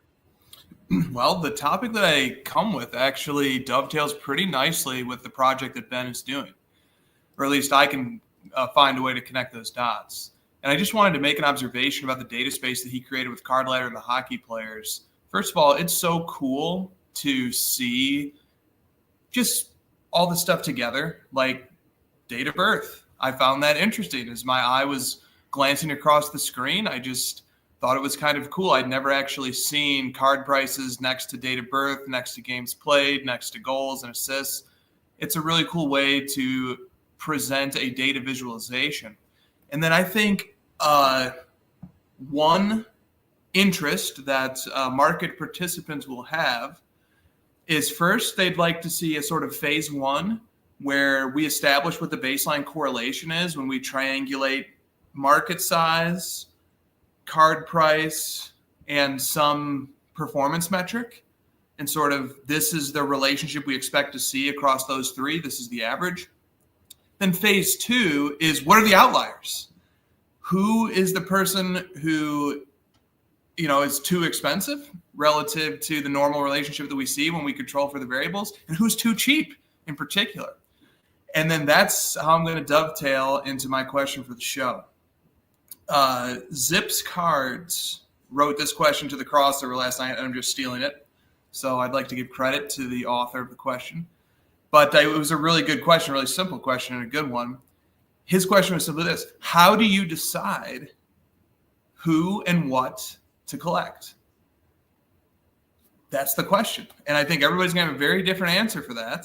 Okay. Cool. And some of us are going to have 5 or 6, like I have like 6 or 7 player PCs. So there's actually a different answer for every player that I won't necessarily bore the chat with. But the connection I make to Ben's observation and the data space that he created is I can relate to that in terms of the football player that I've most recently chosen to collect. So one of the statistics that he put up was the per game passer rating for Jalen Hurts and Mahomes in the playoffs. And I like passer rating as a metric. I like EPA-based metrics even more, like QBR. That's a proprietary ESPN statistic, but I also like the raw EPA per play stuff too. Well, one of the ways that I settled on my newest PC player is he has the highest career passer rating in NFL history. And I bet, maybe Ben knows, but I bet very few know who actually does have the highest career passer rating in NFL history. Minimum 30 games played. And or put it as minimum 750 pass attempts so that we rule out the guys who just threw like 3 passes and one of them was like a flea flicker or something, or not a flea flicker but like a trick play. But anyway, that's how I sort of settled on this guy. I was like, this guy's really great and nobody really seems to notice. So that's sort of a methodology that I've used at being a statistically inspired person to choose a player to collect. Okay, so lots of preamble there, but the basic question is this, and I'd love to hear from everybody. And I want to hear about it on as many different players or as many different aspects of your collection as possible, because some people want to do Hall of Fame only. And I'm going to collect the top all the Hall of Fame players. I'm going to get their best rookie card. Or they're going to do top 50 in a sport. I want to get the top 50 players based on my list. Or they choose a player-to-player collector. They collect their team. Put yourself in the shoes of somebody just joining the hobby and the big mystery that's in front of them, and explain to them how you decided who and what it is that you collect. Josh, you want to go first? That's an excellent question, Christopher. Thank you for raising it. So I collect Michael Jordan because I saw him play when I was a kid and I loved him, and I grew up in Chicago and he's one of my favorite players of all time. I collect Frank Thomas because he's the best player of the 90s and I saw him play and I love him. I collect vintage because I love the history of baseball and hockey and football. And I collect Chicago Stadium memorabilia because I grew up there and loved that. It was one of my most favorite places in the whole world. So that's my reason. You're so fast and simple. Like you do not waste time. You're quick. Is that how you are when you're in yeah, not this past week, but yeah, usually. But yeah. Brevity is the soul of wit. So I try to keep it tight. You are nice and quick with that. And Ben might, I don't know if Ben collects. I want to get Ben's answer to this, even if you don't collect any sports cards yet, Ben, because this is a great question for someone who's newer to the hobby. And how would you approach it? So Ben, like, over to you, run with it, because I think I know what Josh collects. So I'm mostly interested in your answer to this question, someone who's maybe newer to the space. Yeah. So this is kind of coming on the show and stuff has introduced me. You guys can see behind me, I'm a big trading card game guy, but I want to get into the sports card space. And I went to my first card show last weekend. I told you, Jeremy. So I haven't bought any cards yet. I'm holding out on that, but that'll be coming soon. But I think for me, just from an outsider's perspective, you know, the value of the card and all that stuff is good. Like I'm sure you want to buy cards that you think have a chance to increase in value. That just makes sense. Like if I'm going to buy something, I don't want it to go to zero tomorrow or whatever. You know, I don't want to burn money. But I think at the same time, me personally, I'll probably collect, you know, my players that I have liked growing up. But at the same time, I think you should just collect what you are very interested in, right? Like the value is good and you want it to go up. But at the end of the day, I think it's, you know, the hobby is the hobby, and you know, you should collect what you find interesting regardless of what anyone else says. I think you're bang on. I mean, Chris, I know you're taking notes and you're going to come back and address Josh, Ben, and myself, but I love Ben's answer to that, because sometimes we are so deep into this hobby and into what we collect and what our close circle of friends in the hobby collect, and we're very protective of our players and all those sorts of things. And then you got a guy fresh to the hobby, gives us that fresh perspective on, you know, collect what you like, which is kind of what we always do say. And it somewhat reinforces that mantra that so many of us have. And you also said, you know, you don't want to buy cards that you think are going to go to zero. So you're going to come in and, you know, back in the early days, you know, cards were cheap enough. It didn't matter if they went to zero. Like, you know, in this mid 80s going backwards, it didn't even matter. Now cards are so expensive. If you're not thinking about the financial repercussions of deploying those funds out of the bank account, I mean, you may be being irresponsible to your family. Who knows? I always say this, the audience has heard it a million times. To me, when I'm spending money on a card, as soon as I'm spending significant money, when that's different for me than it is, like we're all different in that, then I think about what the future financial benefits or costs of that will be. I bought some cards the other day on eBay from MC Sports Cards. He had some cards I wanted, and I way overpaid for these cards, but I really, really want, like, cards that I think I should have been able to get for $80. One cost me $300. I was like, oh my God, but I want this. I need this for my set, etc. So, and I'll never make my money back on that card, but I'm okay with it. You know, it was $300 is a lot of money, but I can absorb that. I can eat that. You know what I mean? Anyway, I like the perspective that you just gave, Ben. And I think it's good for you to think about it as you come, you know, you're getting into the space, you're coming on the show here. You're in the hobby now. So welcome. And so then for myself, guys, and Chris, it's stuff I've been collecting forever. You know, I like the Hall of Famers. I collect so many different things though, that it's really like, I collect what I like, and I like a lot of things, and it's tough. I spend as much energy not buying cards as I do buying cards, because I'm like, oh my God, I want all week long. I get my, you know, if it's a 7-day auction or a 30-day auction, whatever it is I'm watching, a 10-day auction, I will watch that card, get myself all worked up about it. And then I make the decision in the final moments, if I'm actually going to place my bid and try to win the right to buy that card. And more often than not, I just don't buy the card because it's not high enough on my priority list at the time. It used to be the other way, where I would just buy everything I could all the time. And now I don't do that anymore. So I am becoming more focused, and I'm trying to curate my collection a little bit, just again, with more focus and not be so broad, but I do still have a lot of cards in my collection. I'm not bringing on really new projects right now, but you know, I collect Hall of Famers from all 4 sports, from all eras. I got cards from 1888 to 2020. I don't know if I have any from 2025 yet, but at least I have 1 or 2 from 2024. So I'm kind of all over the place, Chris. I'm trying to get more focused now. If that's my final answer. Yeah, it's great. I noticed a theme across all 3 answers, which was whether it was Josh sort of, I think one of the most, Josh said that he watched Frank and MJ play, he has an appreciation for baseball history, and he has a connection to Chicago stadiums and arenas, which is the theme here is that it's something that he previously had a connection to.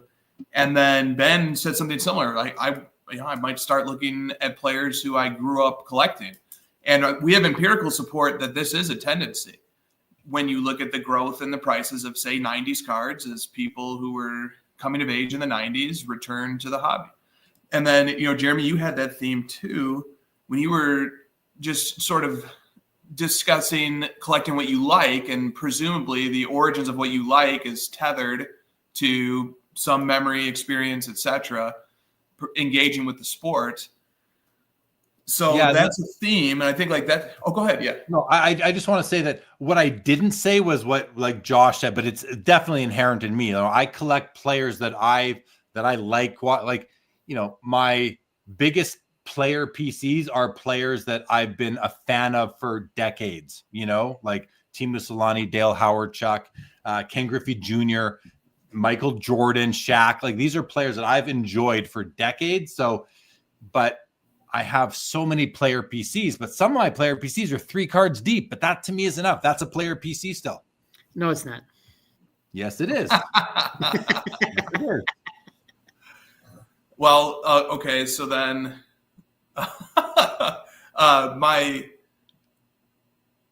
I think just for Zips cards and for anybody who at any point joins the hobby and starts there, one of the threads that I noticed that went throughout this discussion was that a good place to start possibly could be identifying a player.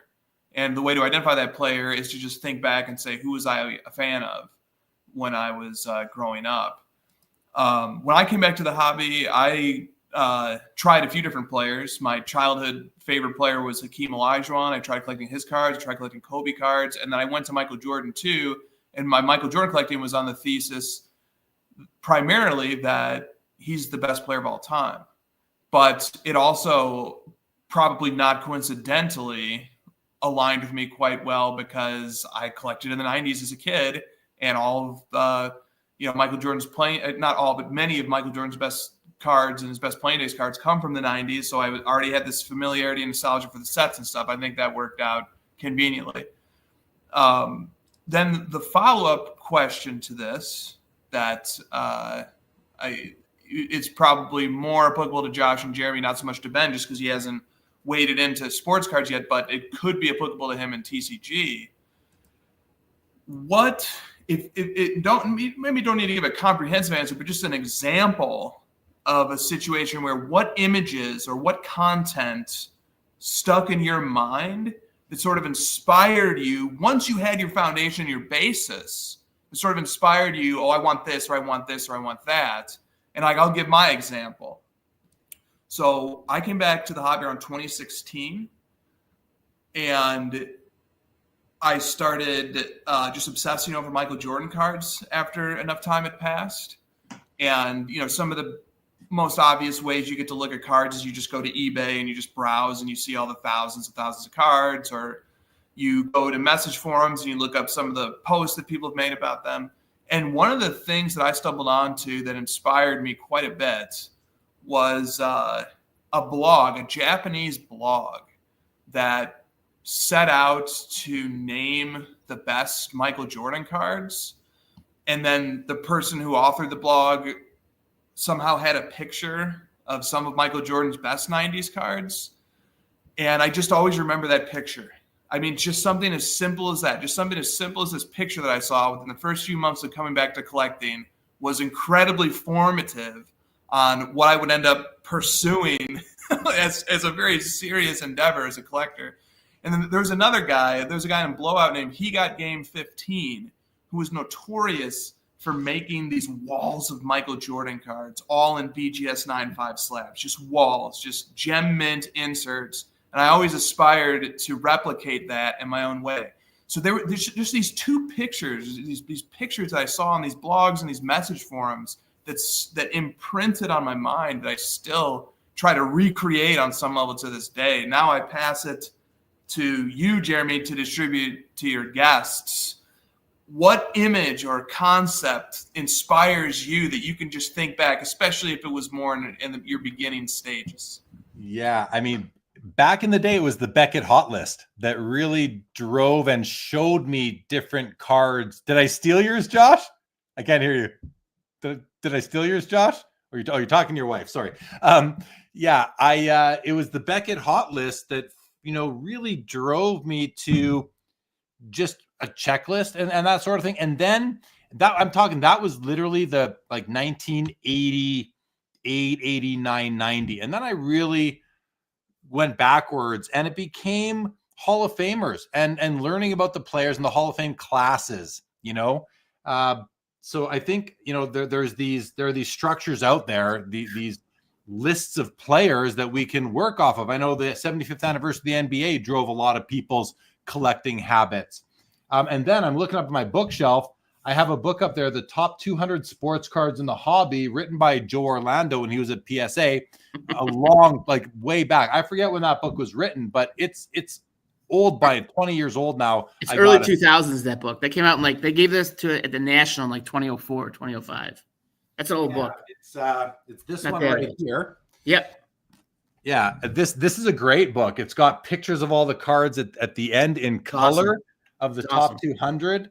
The date on this book is, if I could find it really quick, it looks like 2002. So this is over 20 years old now.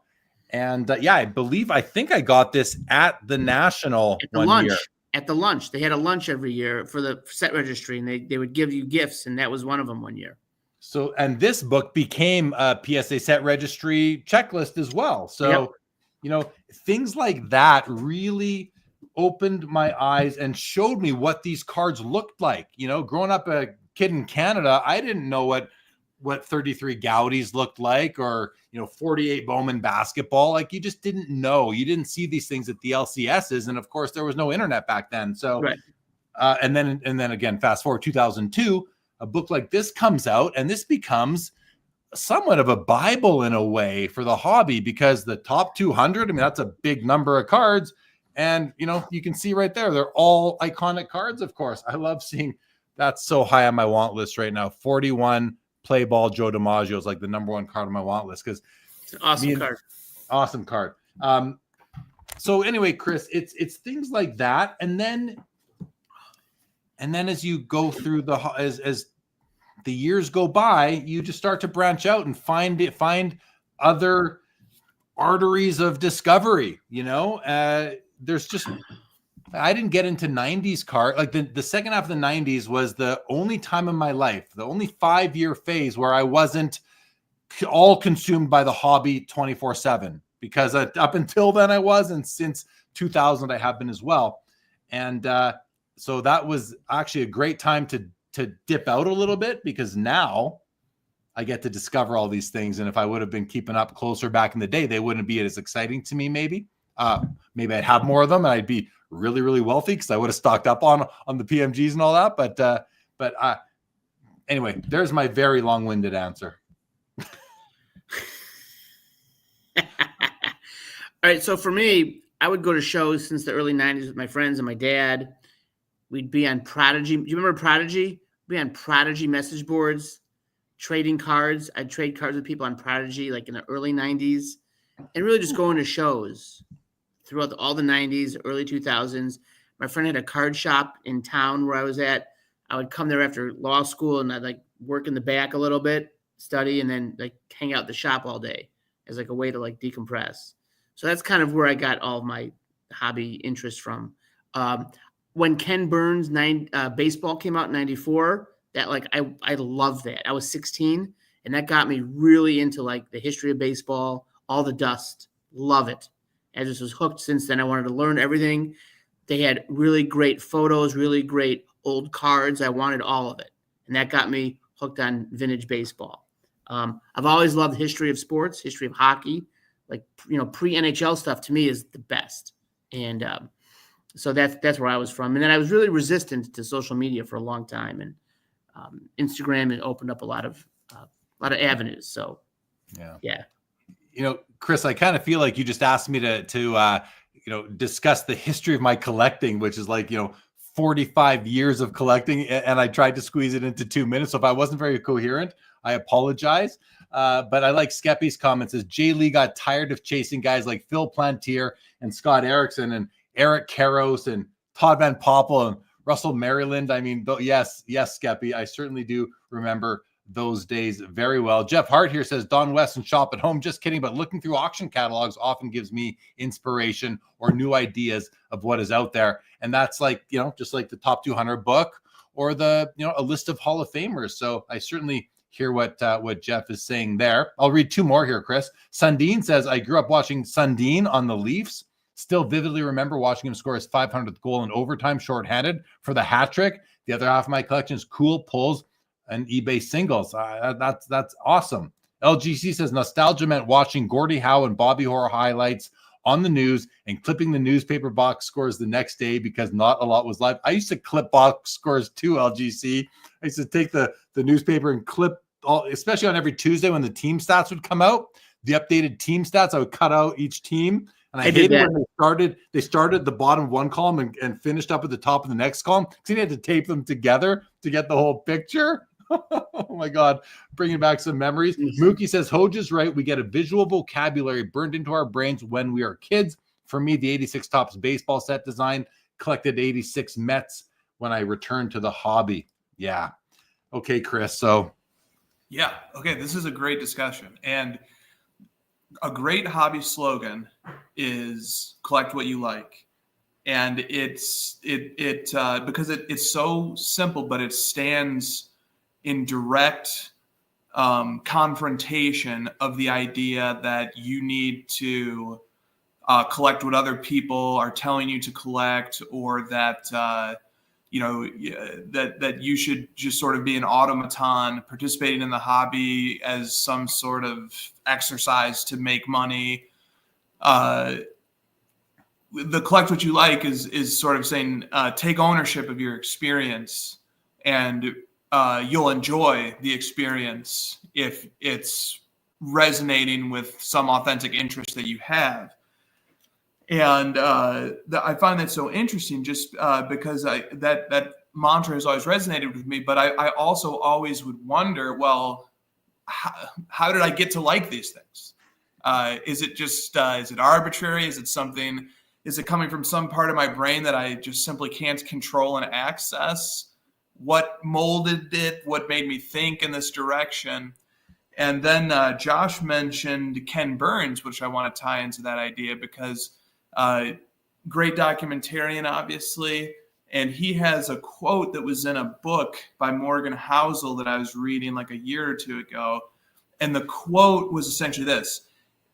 Burns says that when he's making documentaries, one of the most important, if not the most important aspect of the documentary is how the soundtrack paints or creates an environment and creates a feeling that for the viewer. And he would even adjust dialogue and adjust aspects of his storytelling in his documentary to make the beats of the dialogue match the musical composition. In other words, the feeling came first, and then the content was filled in the cracks of the feeling. So he understood, even somebody who's focusing on objective information, telling historical facts, he still made sure to couch it in an experience that resonated emotionally first and foremost. And then it's amazing that was formative on Josh as a collector, and that he's sort of able to identify it. Then we talked about the Beckett hot lists. Okay, so that made me think about Cajun. All right, our friend Cajun Cardboard. He tells a story when he came back into the hobby. He was on YouTube. He stumbled into PSA Collector's YouTube channel, now Graded Card Collector, I think is his name now. And he said he just saw this video that PSA Collector made, and it was like 20 or 30 Michael Jordan inserts, just listing them by price. Show the picture of it, list the price, that's it. And he said that was a major factor driving him to collecting Michael Jordan cards. Just seeing that video, it was enough. And now he has created his hierarchy poster, which in turn is providing that visualization that's going to resonate with people, especially new collectors. That's the sort of idea that Mookie Chilson was bringing up, that especially when our brains are most malleable, when we're learning, when everything is novel, that's when these images and these ideas make the strongest impressions on our brains. So food for thought as content creators and as collectors, because even if you post to social media, you just post your cards, you're still a content creator. You're making content. Think about the implications and the ramifications of the content that you make, and how the mantra that we all practice of collect what you like actually is impacted, in the future generations are impacted by what we say and do and put into the world right now. 100%. I mean, that, like, I am always being influenced by my fellow collectors. Always. Like I've been, you know, you say the crux of the question, like, why do we like what we like? Well, I didn't know prior to like 3 months ago that I was going to fall in love with the 1957 Topps baseball set. And then I did. Because I walked up to a vendor at a card show who had some freshly graded cards from his, 50-year collection. And I bought a few of them because I thought they just were really nice for the grade. And then I just really looking at them over and over again, day after day. I'm like, I got to get more of these.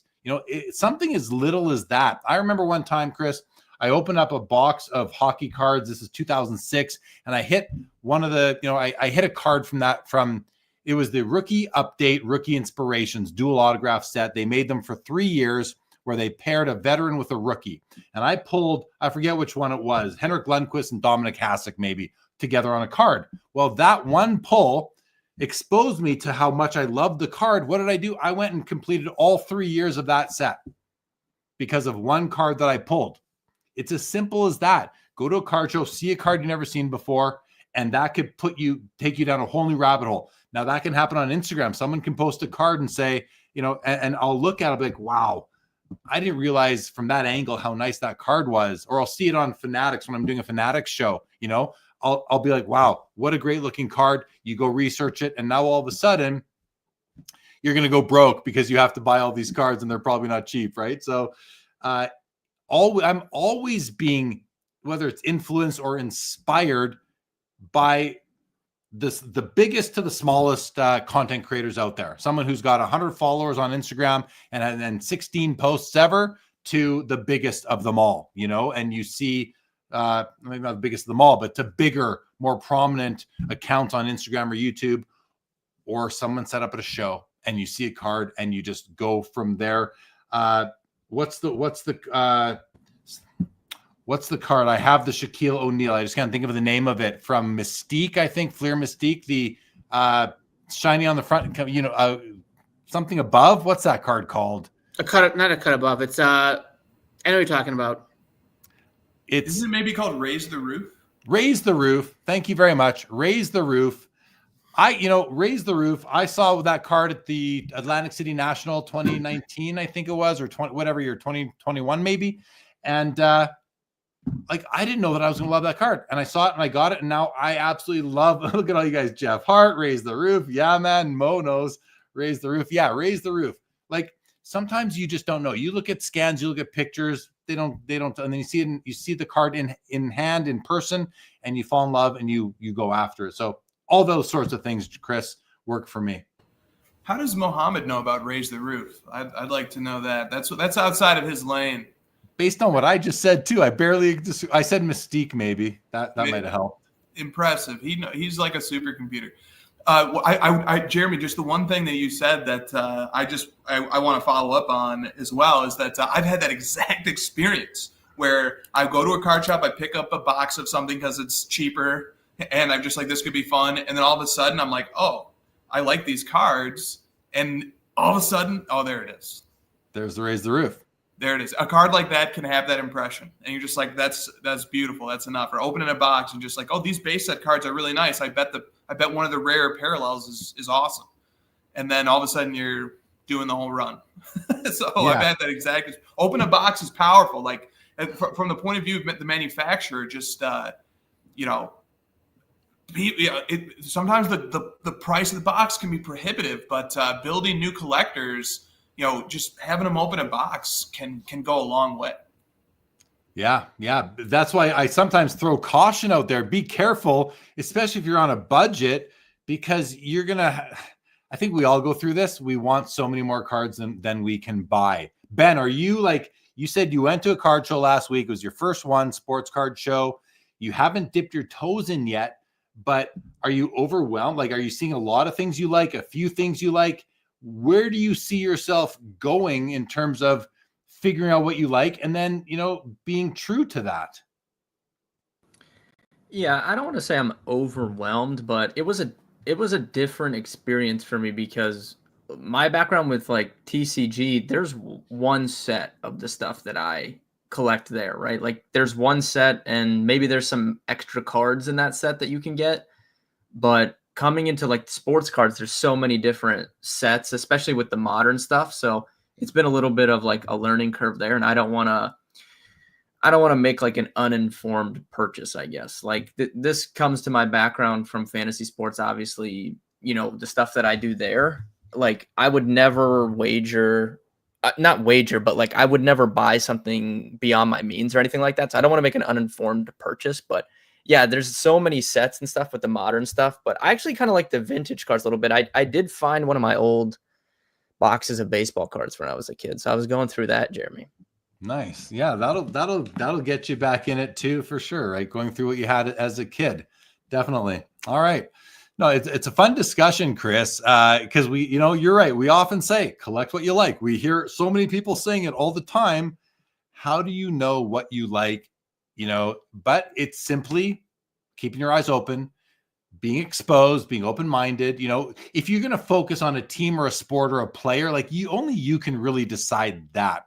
When I see people putting up a post of like, I want to add a new player PC, who should I collect? I'm never going to respond to those questions because I don't want to be a part of you collecting somebody that you have no reason to collect. And then they get traded and you're like, damn it. Now I got to like, so yeah, it's always interesting to think, why do we like what we like? And how do we really curate from there? But that comes with just really, again, being open-minded, willing to learn, seeking out counsel from those you trust, the right podcast, the right shows, talking to LCS owners, talking to vendors at card shows, right? Talking to a guy like Josh who runs 90s auctions. He can tell you what cards from the 90s are going to sell versus not sell, that kind of thing. There are I guess what I'm getting at, there's lots of resources out there, and so many of them are just willing to have those conversations and help new people in the hobby, and even sometimes experienced people who might be looking for another challenge to conquer, whether it's a set or whatever it might be, a customized checklist, like someone mentioned, all the 500 goal scores or all the 300 win pitchers, whatever it might be. There are all sorts of fun ways to collect. So, all right, guys, we can wrap up. I think we can wrap this up. You good to wrap it up, Chris, Josh, and Ben? Everybody kind of ready? Yeah. All right. Whatever you want. Yep. Yeah. No, I think we're going to wrap it up. So let's just again thank you, Ben, for coming on. Thank you, Chris, as always. Josh, happy to have you join me here. I love coming on here. Thanks for having me, and being with the Hoge is an honor, unlike any other. Ben, it's very nice to meet you. But yeah, anytime you need me to spot start, I'm here. Just call the bullpen. I'm in. So appreciate it. Thank you, Josh. Ben, we'll see you back here. We're gonna. So again, guys, no Sports Cards Live. This goes for everybody. No Sports Cards Live next Saturday, but we will be back on March the 1st and March the 8th. The guest roster for both nights is already starting to fill out, and great guests as always, guys. So we'll see you then 2 weeks from now. Ben, thank you again. Anything you want to, anything, just say goodbye, even if you want. Yeah. Thank you for having me on. I always appreciate it. Looking forward to the next time. And if anyone in the chat has any questions about anything, they can find my socials, reach out to me. I have no problems answering any questions. Appreciate that. I will be at the Dakota show in Winnipeg next Saturday, representing myself, Sports Cards Live, and Slab Sharks, taking consignments from the Winnipeg market. If you're there, come by and say hello. Chris, thank you for bringing another interesting topic. I greatly appreciate it. So thanks as always. My pleasure. All right. To the chat, thank you all, as always, for sticking it out, for being here, hanging out here on Saturday night. It's the place to be, and I'm just couldn't be more proud to host the show, bring on all these guests, have the just hanging out with you guys out in the chat and the guests here on the show. So thank you all for being here. As always, I will be back live again tomorrow night for the Fanatics hockey show, and then on Thursday, this coming Thursday, is the Fanatics premiere auction, the monthly auction. So Adam Gray and myself will be here on Thursday, as we have been, coming up on 4 years of that, talking about all the and there are some bangers as always, but some great cards on Fanatics premiere ending this Thursday night. Guys, that's it. Congratulations to the American hockey team. I would have preferred my team, Canada won, but it is what it is, you know. The Americans have really shored up their hockey in recent years, and a well-deserved win. So congratulations. I only saw the first half, but congratulations to Team USA. I'm happy for my American friends, despite our team taking the loss. All right, guys. I appreciate that, Mark Santucci. I'm sorry about that. Linda's first. Justin Bode, thank you. LGC, thank you for being here. Michael again. JB, good stuff. Okay, it's all the same guys there. Thank you, everybody. We are done. This episode of Sports Cards Live here on February the 15th, 2024 is now over. Good night.